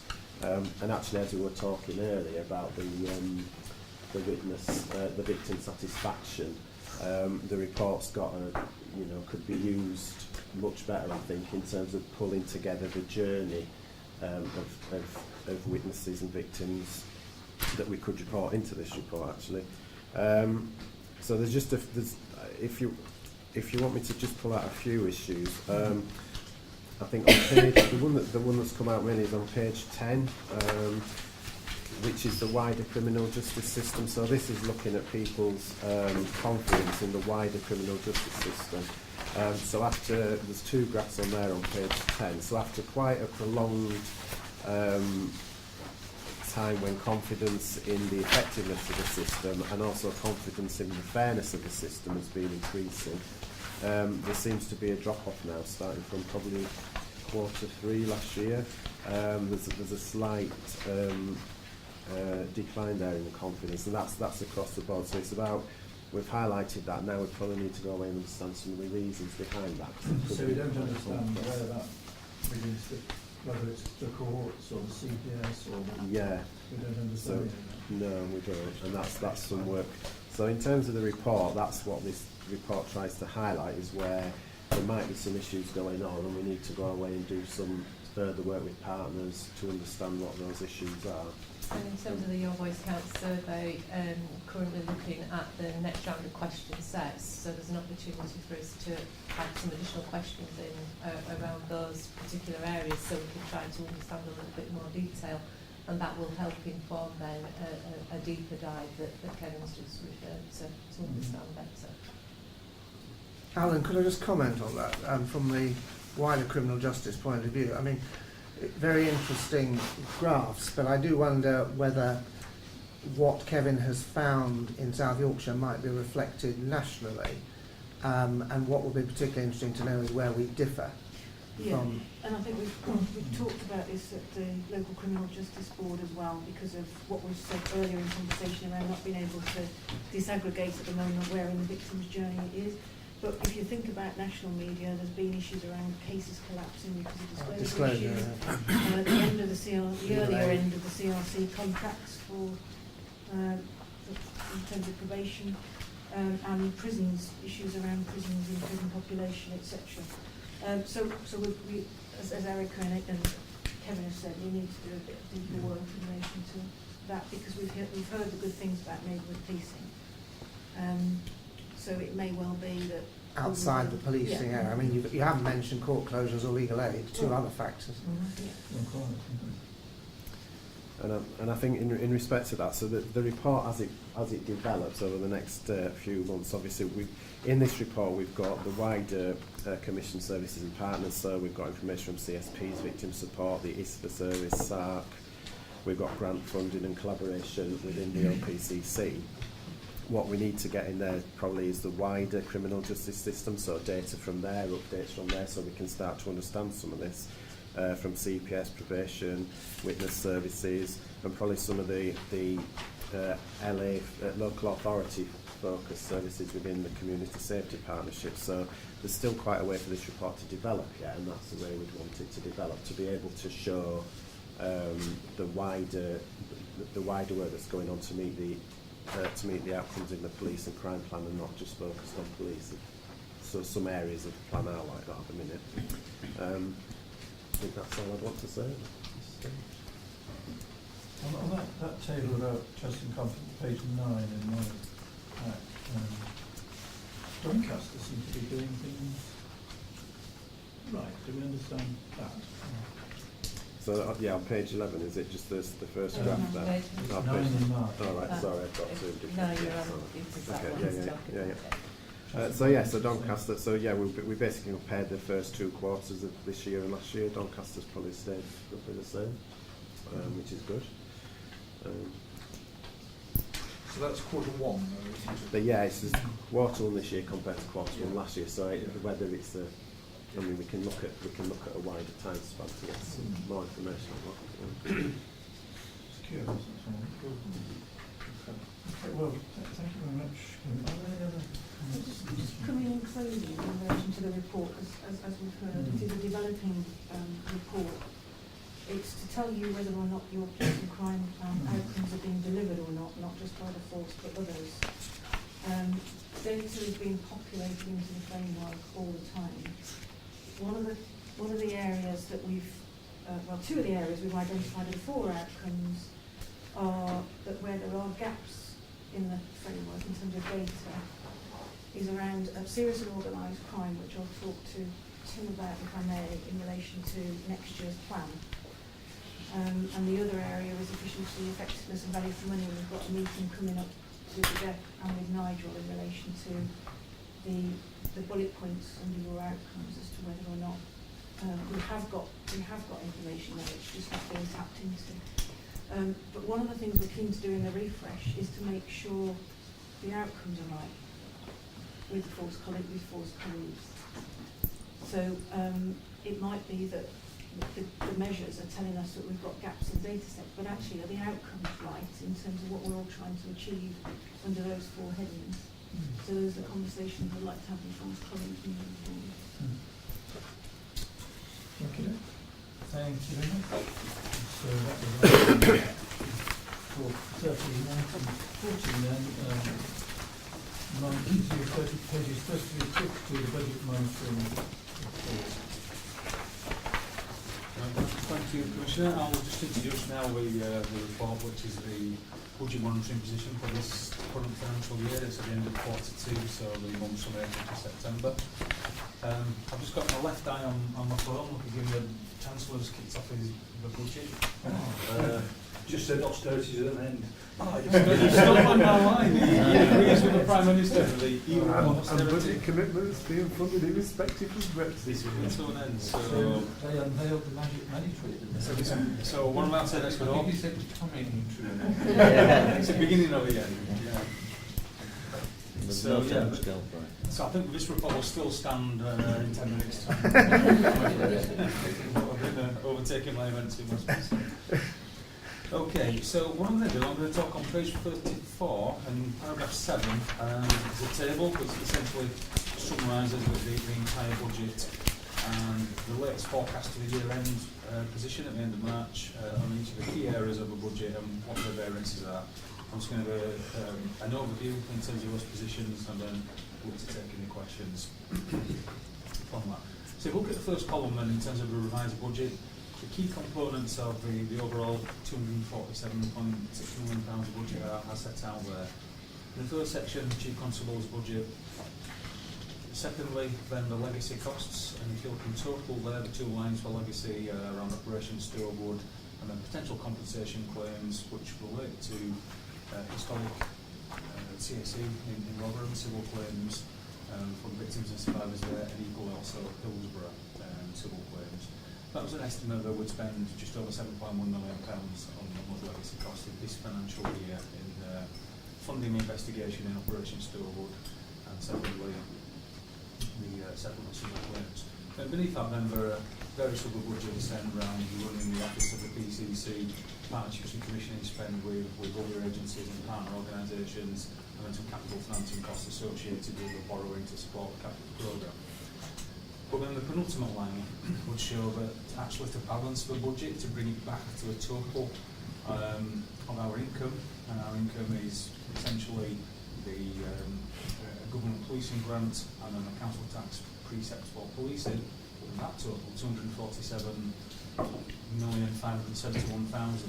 We actually needed to use some money from reserves, so from the savings account in effect, to the order of £7.3 million.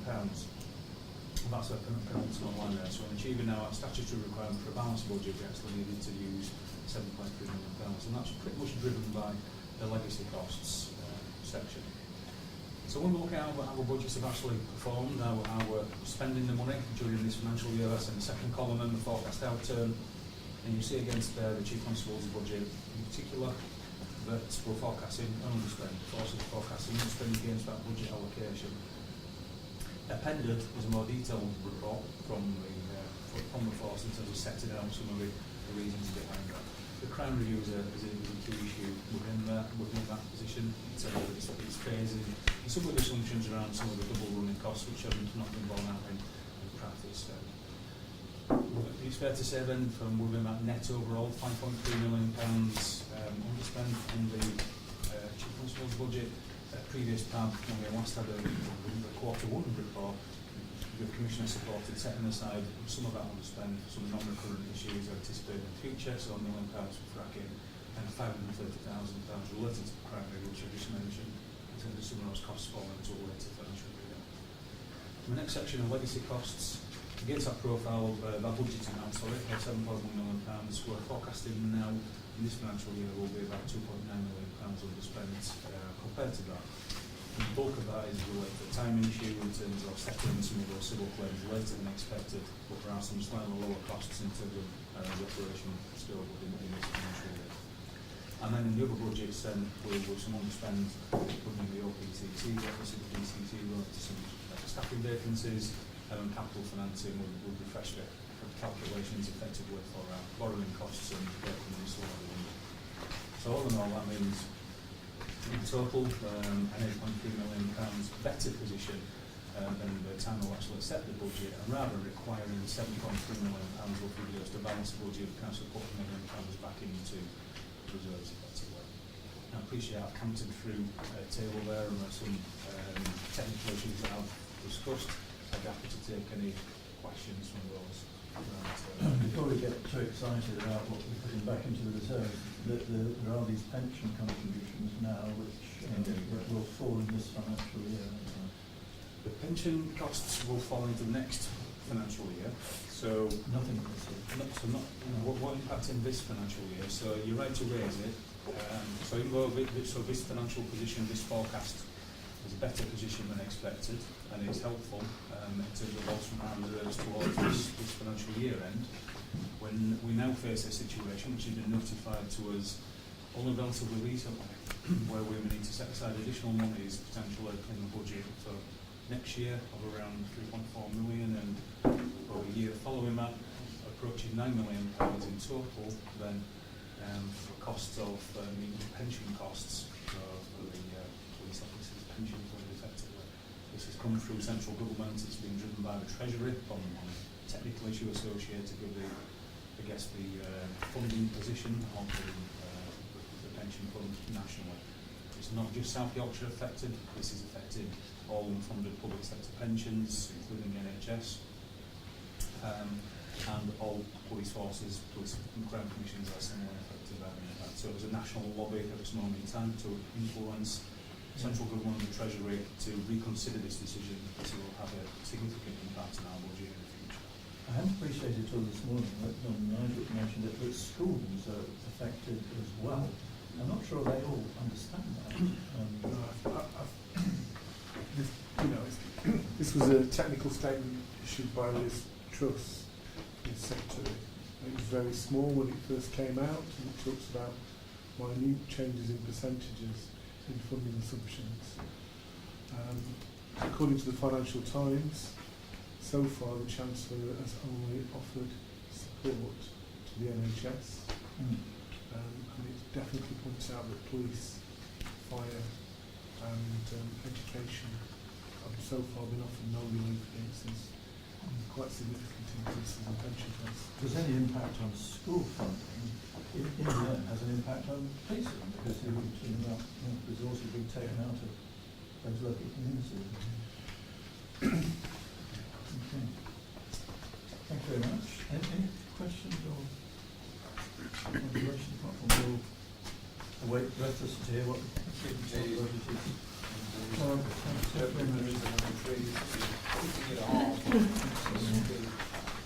Okay, that was item 14. Item 15. Strategic planning update. Just a verbal update, Commissioner.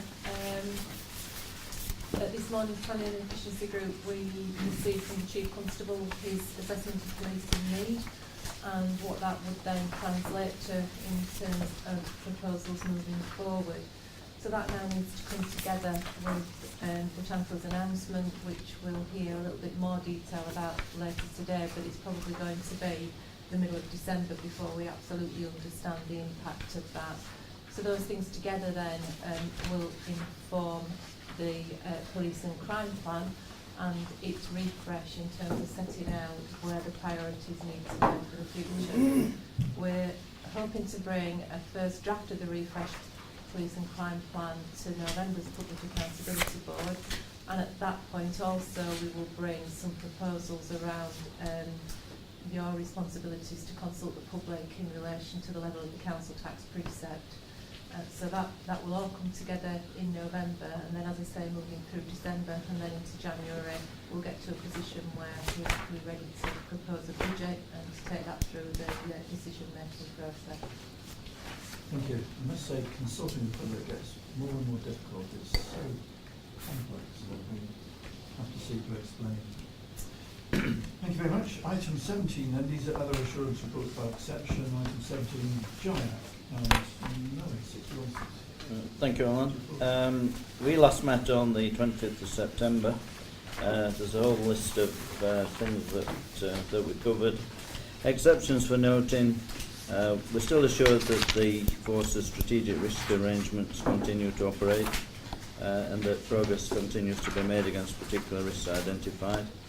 We asked at the previous meeting for further information on the given to the PCC on the OPCC's risk management arrangements, which had changed slightly, and we were satisfied after receiving that information that the risk arrangements are adequate and being effectively managed. We've asked that Nigel produces a written report for the next meeting, setting out how the organisational infrastructure work has been embedded into the day-to-day business of the force. I think Rob's sort of handed that over now from an internal audit perspective. We just want to see how the force are dealing with that. We've just had the budget monitoring report for the second quarter, that isn't it? Which would now come to JIAC in December, which seems a bit of a nonsense. So we'd sort of mentioned that at our last meeting, that we saw the budget monitoring report for the previous quarter, which had already been to PAB, I think 2 or 3 days after we'd done it. So it's one thing that Erica's going to pick up in our review of the assurance framework. Can I just address that now? Yeah. Because I think there was a conscious decision previously that the Commissioner ought to receive the monitoring reports first, and then commission any areas of assurance needed from the joint committee in consultation with the force. Right. So I think there's a sequencing issue which I think this paragraph sort of touches on. Yeah. And then there's what's the audit committee being asked to do, which Erica will pick up as part of some assurance matters doing for all the assurance panels. Yeah, I think that's fair. I think what we're saying is that just getting the report sort of 3 months after it's been produced in itself is not doing any of us any favours really. But if there is something that we need to carry on from that, we need to start examining that. And I think that comes out a little bit in the next point as well, because we felt that whilst the reports tend to provide an outcome of a process, they don't always identify what the results are. And again, we'd like to see better signposting around what JIAC's role is in relation to the report. And I think that's something that we need to pick up on both sides, really. We were also a bit frustrated at the lateness of reports, but as Mark commented to me after the last JIAC, he says, I've got a day job to do as well. But I think the fact that we've got sort of 3 months in between audit committees, we'd hope that some of the reports could be picked up a little bit earlier to have a look at. Okay. And we did have a sort of late attendance at the meeting, which we found a bit disrespectful. The work on the force collaborative working we thought was excellent, and whilst we acknowledge that there's more work to be done, we were also very assured by the positive work being undertaken, particularly by Matt's team. That's it, yeah. So So you change them but not name them. Item 6, we want to look at Mark's job description and make sure we've got that right. But all the rest I think can be sorted between yourself and Erica, can't it, Yeah. going forward? I think we know No, what- no, I didn't mention KPMG actually. I think we know what we want to do. Yeah, yeah. Just make sure we... Yeah, I mean, I think we've made tremendous progress. So it's, you know, it's a little bit like an internal audit report to a certain extent. You do start picking on the, you know, the more nitty bits of it. But everything's going in the right direction. I think we just try and make it that bit better. Nigel's just reminded me of KPMG and the issue with the late signing of the accounts. Yes.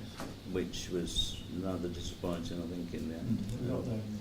Yeah, and we sort of added our weight to that, but there was little we could do really. It was just a case of making the point, I think.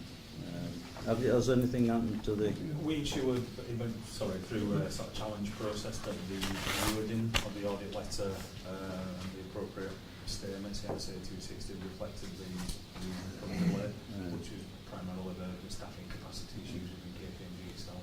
Yeah, that came out a bit better than the initial one, but because they weren't accepting any responsibility at all to start. Not initially. Yeah, but onwards and upwards with Grant Thornton, hopefully. Okay, thank you very much. Any questions? You feel you've got to do this one? Well, yeah, just slightly. I appreciate Alvin's vagueness as an act of diplomacy, but I'd rather, you know, be upfront with it. In terms of GIAC, I attend everyone together with Nigel's force representatives. It's very rare that the forces ever not been represented. It's normally me unless I'm on leave. You know, I'm not sure if I made a bit of a joke about having other things to do. The only time I ever, certainly the force or the force representative would dip out is an operational issue, so I don't wish to be over prickly, but I do think we're committed to GIAC. Yeah, No, I think yeah. No, I think it's a more general point of the fact that we've always had a little bit, because I have a chair's briefing that's fixed, so that we can go through the reports that you know, being presented to the committee, and it's very rare that there's anywhere near the number of reports that we're supposed to be looking at. That's not down to you, Mark. That's just a general thing. And I mean, we very much welcome your attendance and the fact maybe it's me being focused. Yeah, no, maybe I shouldn't have given the throwaway line that you gave me. I think we can sort out Yeah. between yourself and Erica what we need to do. Thank you very much. On to 18, which is the Independent Ethics Panel. Andrew, this is you 65 to 68. Thank you, Alan. I'll say something briefly about each of the four matters which are in the report by way of exception. These were the main things we discussed at our meeting last month.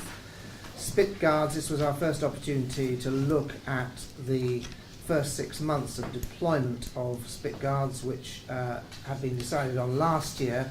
The figures towards the bottom of page 65 I think are quite interesting. There was deployment of Spit Guards on only 24 occasions, which was about 1 in 10 of all the occasions when officers were spat at in custody suites or prisoner transport. That's significant also because until now Spit Guards have only been approved for use in detention contexts. Another reason the panel looked at it again was because the force wanted views on the extension of Spit Guards so that all officers would be issued on a personal basis with Spit Guards, and that the panel was prepared to support, as is reported over the page.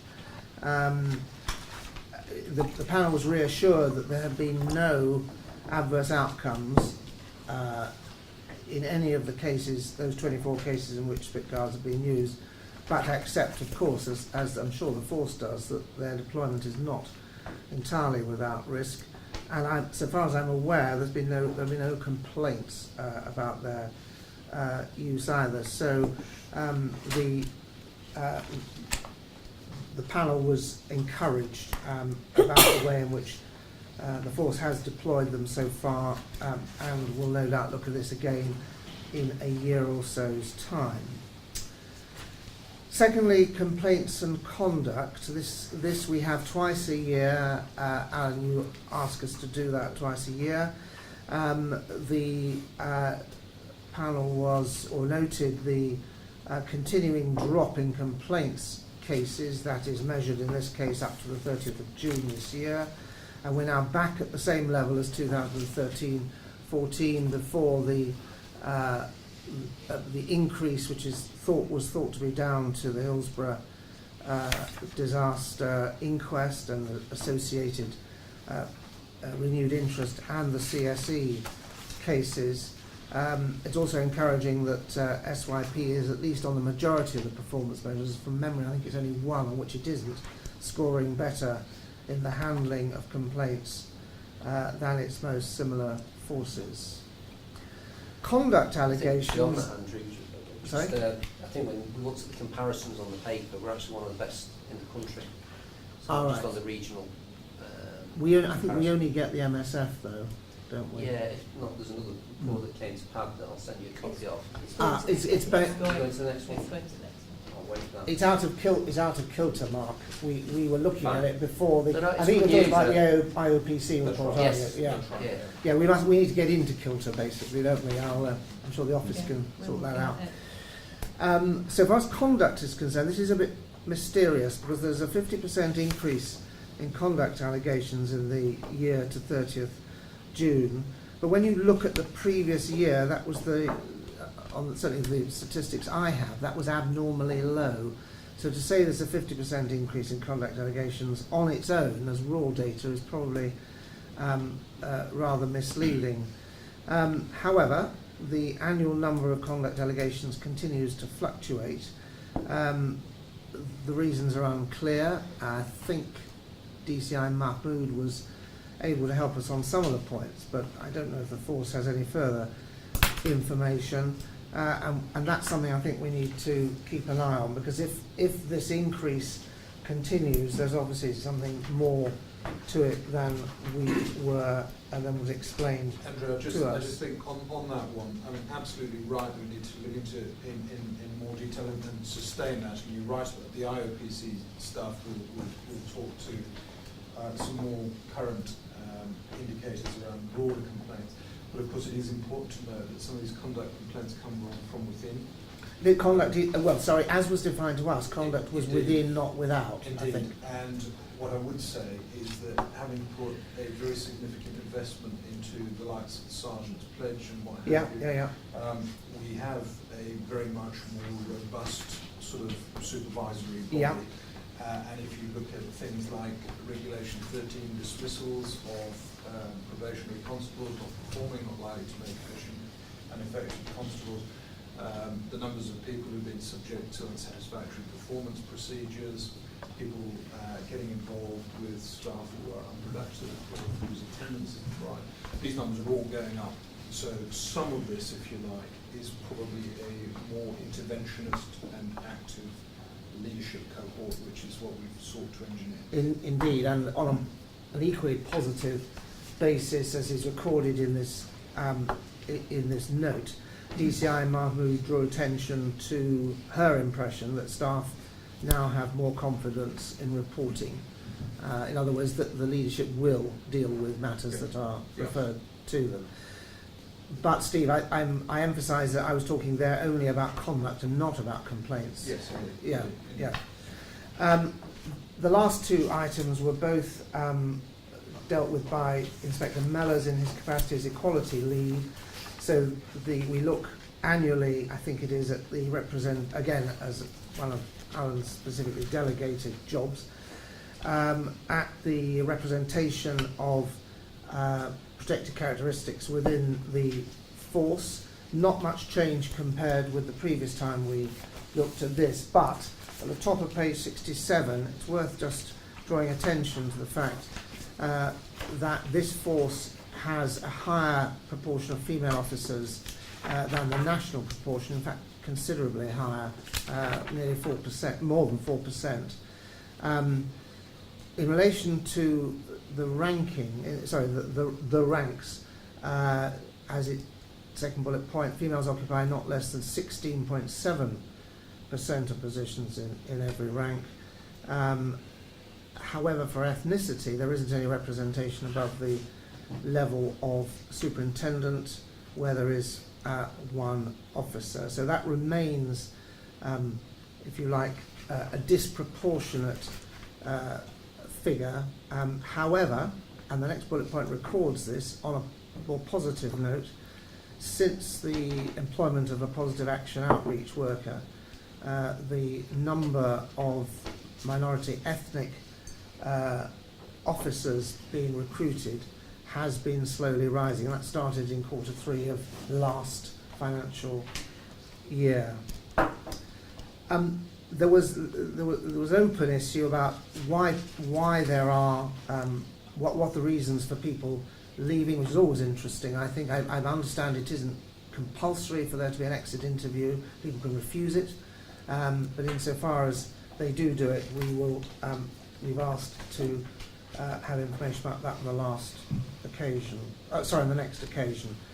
And then very briefly on Simon Mellor's other report, promotion boards. I have a feeling we've had this before, but the number of people who are qualified to be promoted from constable to sergeant is down, and we were told significantly down. Some reasons for that were suggested, and I think unless the board wants me to go into them in detail, they are actually further explored in our work on the culture project, Supporting a Positive Culture, and that work is going to come to conclusion fairly soon, and I can deal with it perhaps when I report on that. Yeah. Thank you very much. Any observations or questions? If not, well, thank you very much, and thank your committee for the work that they do. Thank you. Thank you. So item 90 is new. Seda, this is you. You've waited a long time. Sorry. Well worth the wait. But it's the first time we've had a report from the minority group, so we're grateful for that. Yeah. Do you want to say a brief word? Yes, definitely. Well, the independent advisory panel for minority communities was reformed again in the summer of this year, and this is the first time we've been asked by the Police Commissioner to do an exceptions report, and I'm very pleased to present this.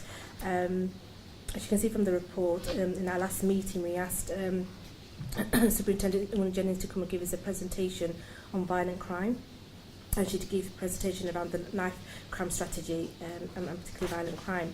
The panel was pleased to note that the force was taking a very much a holistic approach in tackling the violent crime, and in particularly two projects. One was a joint venture with other stakeholders, and the other was working around young people in schools.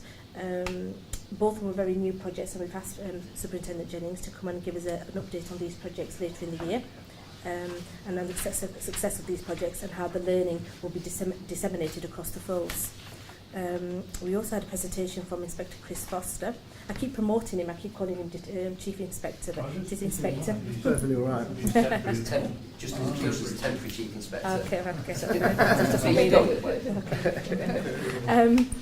On Stop and Search, explained how he'd been very successful in the past.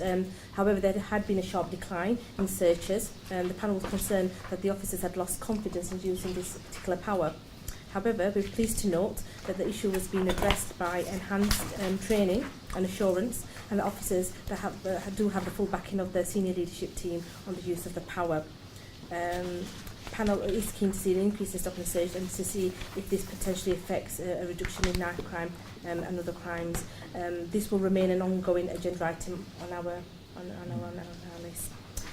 District IAGs. We are now asking the chairs of the district IAGs for regular feedback on the panel as a standing agenda item. So we're receiving level of assurance from the district levels. The district IAGs are very active and do challenge the force on a district level.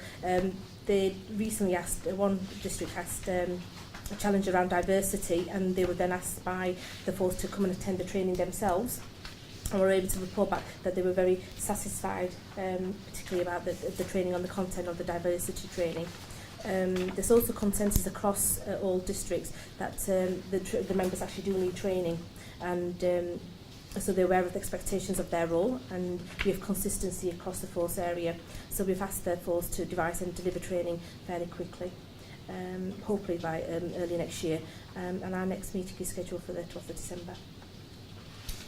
Thank you very much. Very succinct and Very welcome quick. that. I do talk fairly quickly. So Whatever the reason, it's very good. Recruiting members, I don't know whether there's anybody who might be able to talk through our engagement officers to the media about highlighting this as a way of trying to sort of to get new people in, because that is important. But we're grateful to you for taking the chair, and we look forward to other reports in the future. I'm relishing the opportunity, so thank you for appointing me. Thank you. Horse crime review update in 7176. Again, I think it was very quickly good time with personal time. So we're in about, it was implemented in March, and in essence you're well aware of the main sort of thrust of the crime review, which is PVP and Smiley's and putting back to local and districts, creating a new major crime unit and those sort of bits around the edges. Significant theme of the crime review was to create additional funded posts, maintaining within the original operating budget of £32 million per year, and by creating a new role of investigation officer, principally within PVP, but also within some other areas around the force. That aims to create 53 additional posts once the area is fully implemented. There are obviously a number of critical enabling work streams that accompany that restructure. One was about the creation of crime support hub to improve the management of holding crime demand and keep a lid on some capacity issues at the local level. And particularly important was the recruitment training for police staff investigators. And you're aware that we have engaged with the University of Sheffield to create a bespoke course and work with Project Police in the same. We've also invested heavily in investigative training to make sure that people that are coming into the organisation from outside have not necessarily worked in either an investigative role or certainly a law enforcement investigative role get adequate training and mentoring in the early months within the organisation. We've also piloted agile working, which we're now rolling through into the second phase of the crime review to make sure that our investigative workforce have the mobility that is necessary to allow them to work agilely anywhere on the force and improve their productivity. In terms of implementation, I'll just touch on first of all the major crime unit was implemented in March. It's almost at full investigative capability based on a revised model. There are a number of police staff posts, principally within the incident room structure, that are still being recruited to. But you will be aware, obviously, that we had a significant number of homicides in the early part of the year.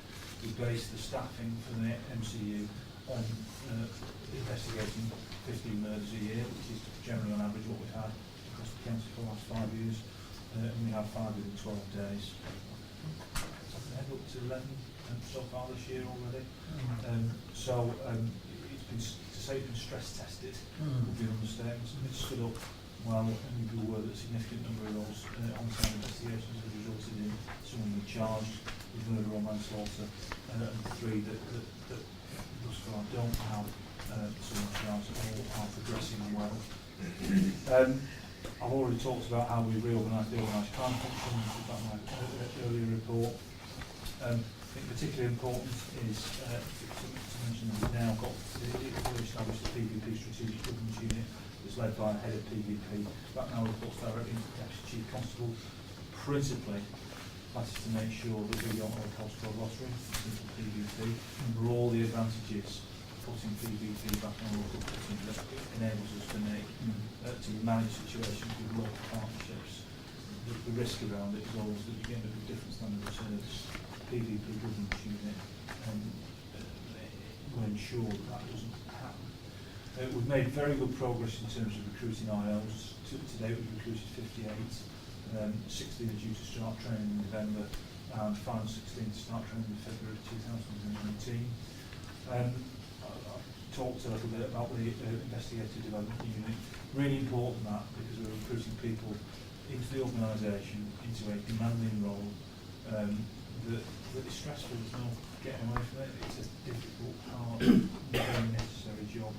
So making sure that these new investigators have got the right level of support around has been critical. So we've invested in that, and that continues at a pace. More latterly, we've just recruited and just started training 9 new financial investigators. That's been a gap for us, I think, historically. I think an area that we can exploit to a significantly greater degree is financial investigation, asset seizure, confiscation. We've not, prior to the crime review, had the right level of capacity and capability in terms of financial investigation. We've recruited 9.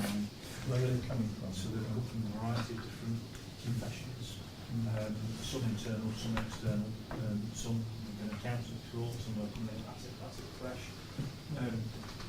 They're all going to work firstly centrally out of the financial crime investigation unit based at Stunk Hill.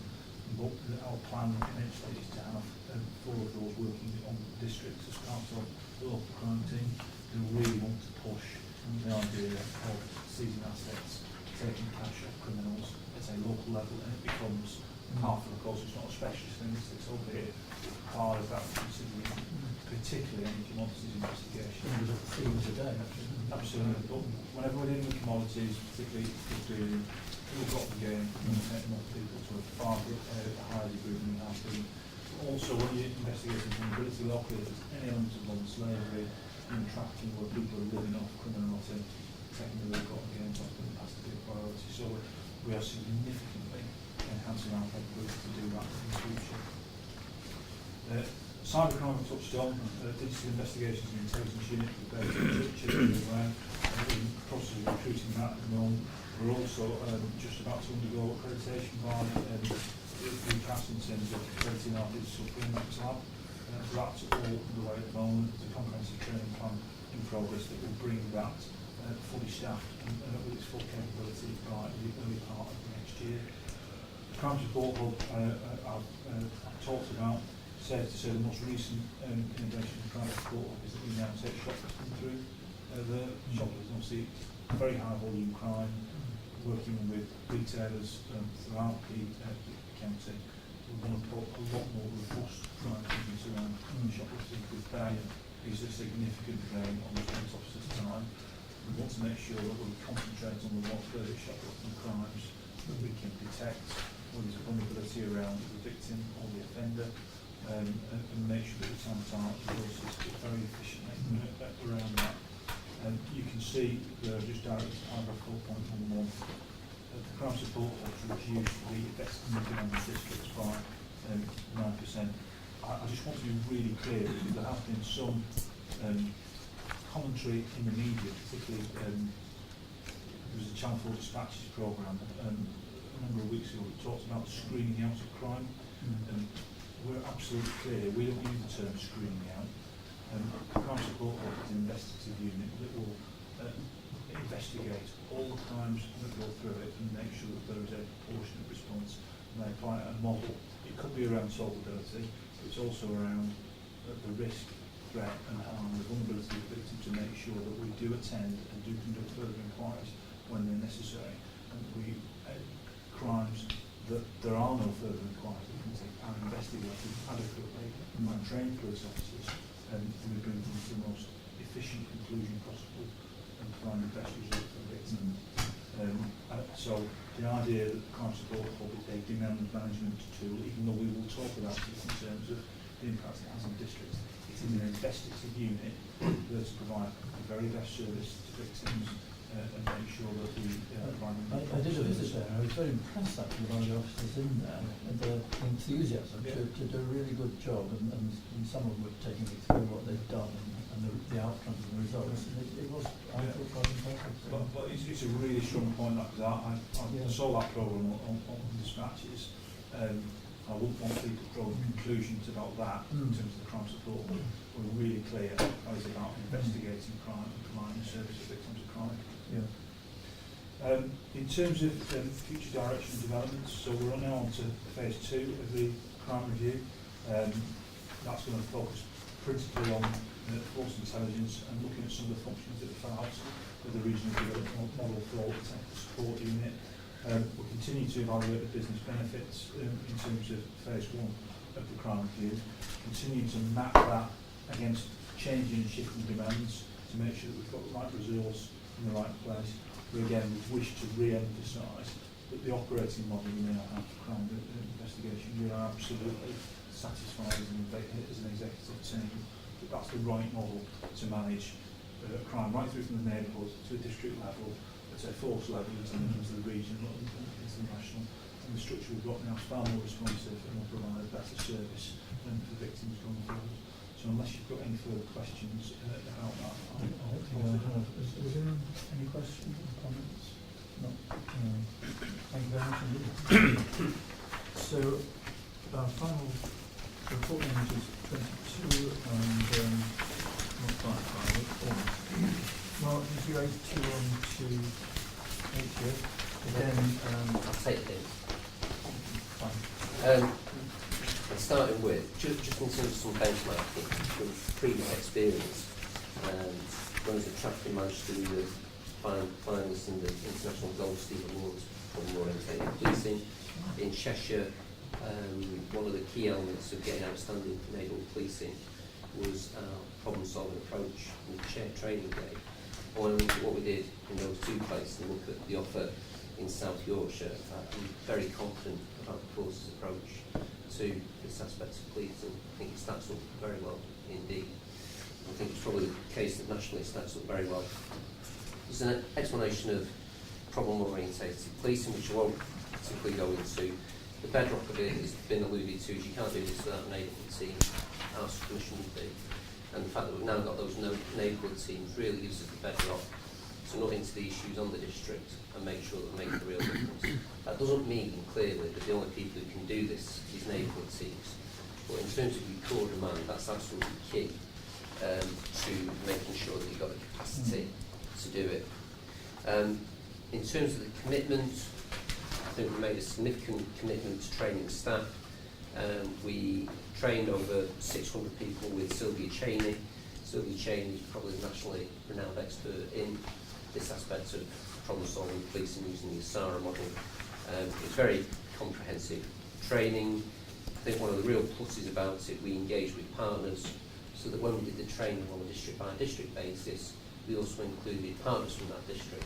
So the people who are going to work together in shared ownership of issues got the training at the same time. So one, we're all talking the same language. Two, it's actually a good way to build up relationships and rapport. That in itself must have been a very good thing to do. Absolutely. Yeah. So I think that was a real plus. I think if we cut to the chase then and say, so what? When we start looking at some of the key demand drivers that we face around missing persons, obviously it's a plus if we can reduce the demand. It's also a massive benefit to the vulnerable people who go missing if we can look to try and solve the issues and reduce that. Steve Chapman alluded to Rotherham, but if we go through each of the districts, in Doncaster, 7 out of 10 most demanding locations have seen reductions, which is really positive.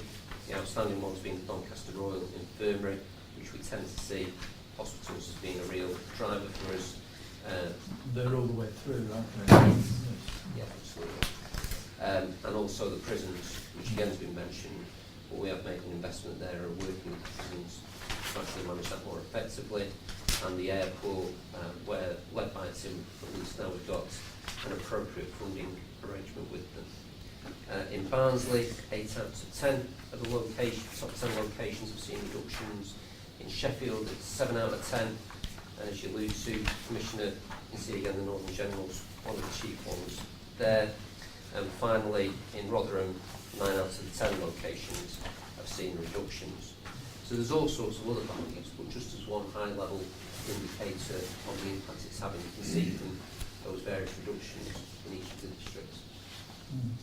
No, that's very good. It's very impressive. Any other questions? we of course are also hosting the National Problem Solving Demand Reduction Programme on behalf of the Home Office, Police Transformation and PID, and some of the infrastructure, if you like, which will drive a national resurrection problem solving will be tested here. And of course we're supported through PTF monies to be able to do that as well. So I think it's altogether a very positive thing, and it also then implies, building on the point Tim has previously made, policing with purpose. Purpose is manifold. One is about serious and organised crime and all the rest of it. The other is about nothing into demand and reducing it. So it demonstrates that there's a practical return on investment in neighbourhood policing, which of course makes people feel better about policing and its accessibility and all those good things. But it actually means we can live within our means, and it means that unlike the situation a couple of years ago when we were chasing our tails in ever-decreasing circles, that was not a situation that was ever going to get any better. This is using the same number of people in a different way, and we start to see the outcomes. So we're very excited about this piece of work. And those police constables who were trained on the Police Now scheme, they were into this as well. Yes. And all new recruits. And now all new recruits. So, yeah. Excellent. Good. Thank you very much. That was 22, 23 PCC decisions. I'll let us for noting anything. Yes, yeah. I don't think there's any other business unless somebody wants to say any big things. So before we lose the will, let's say that's the end of the meeting. Thank you very much.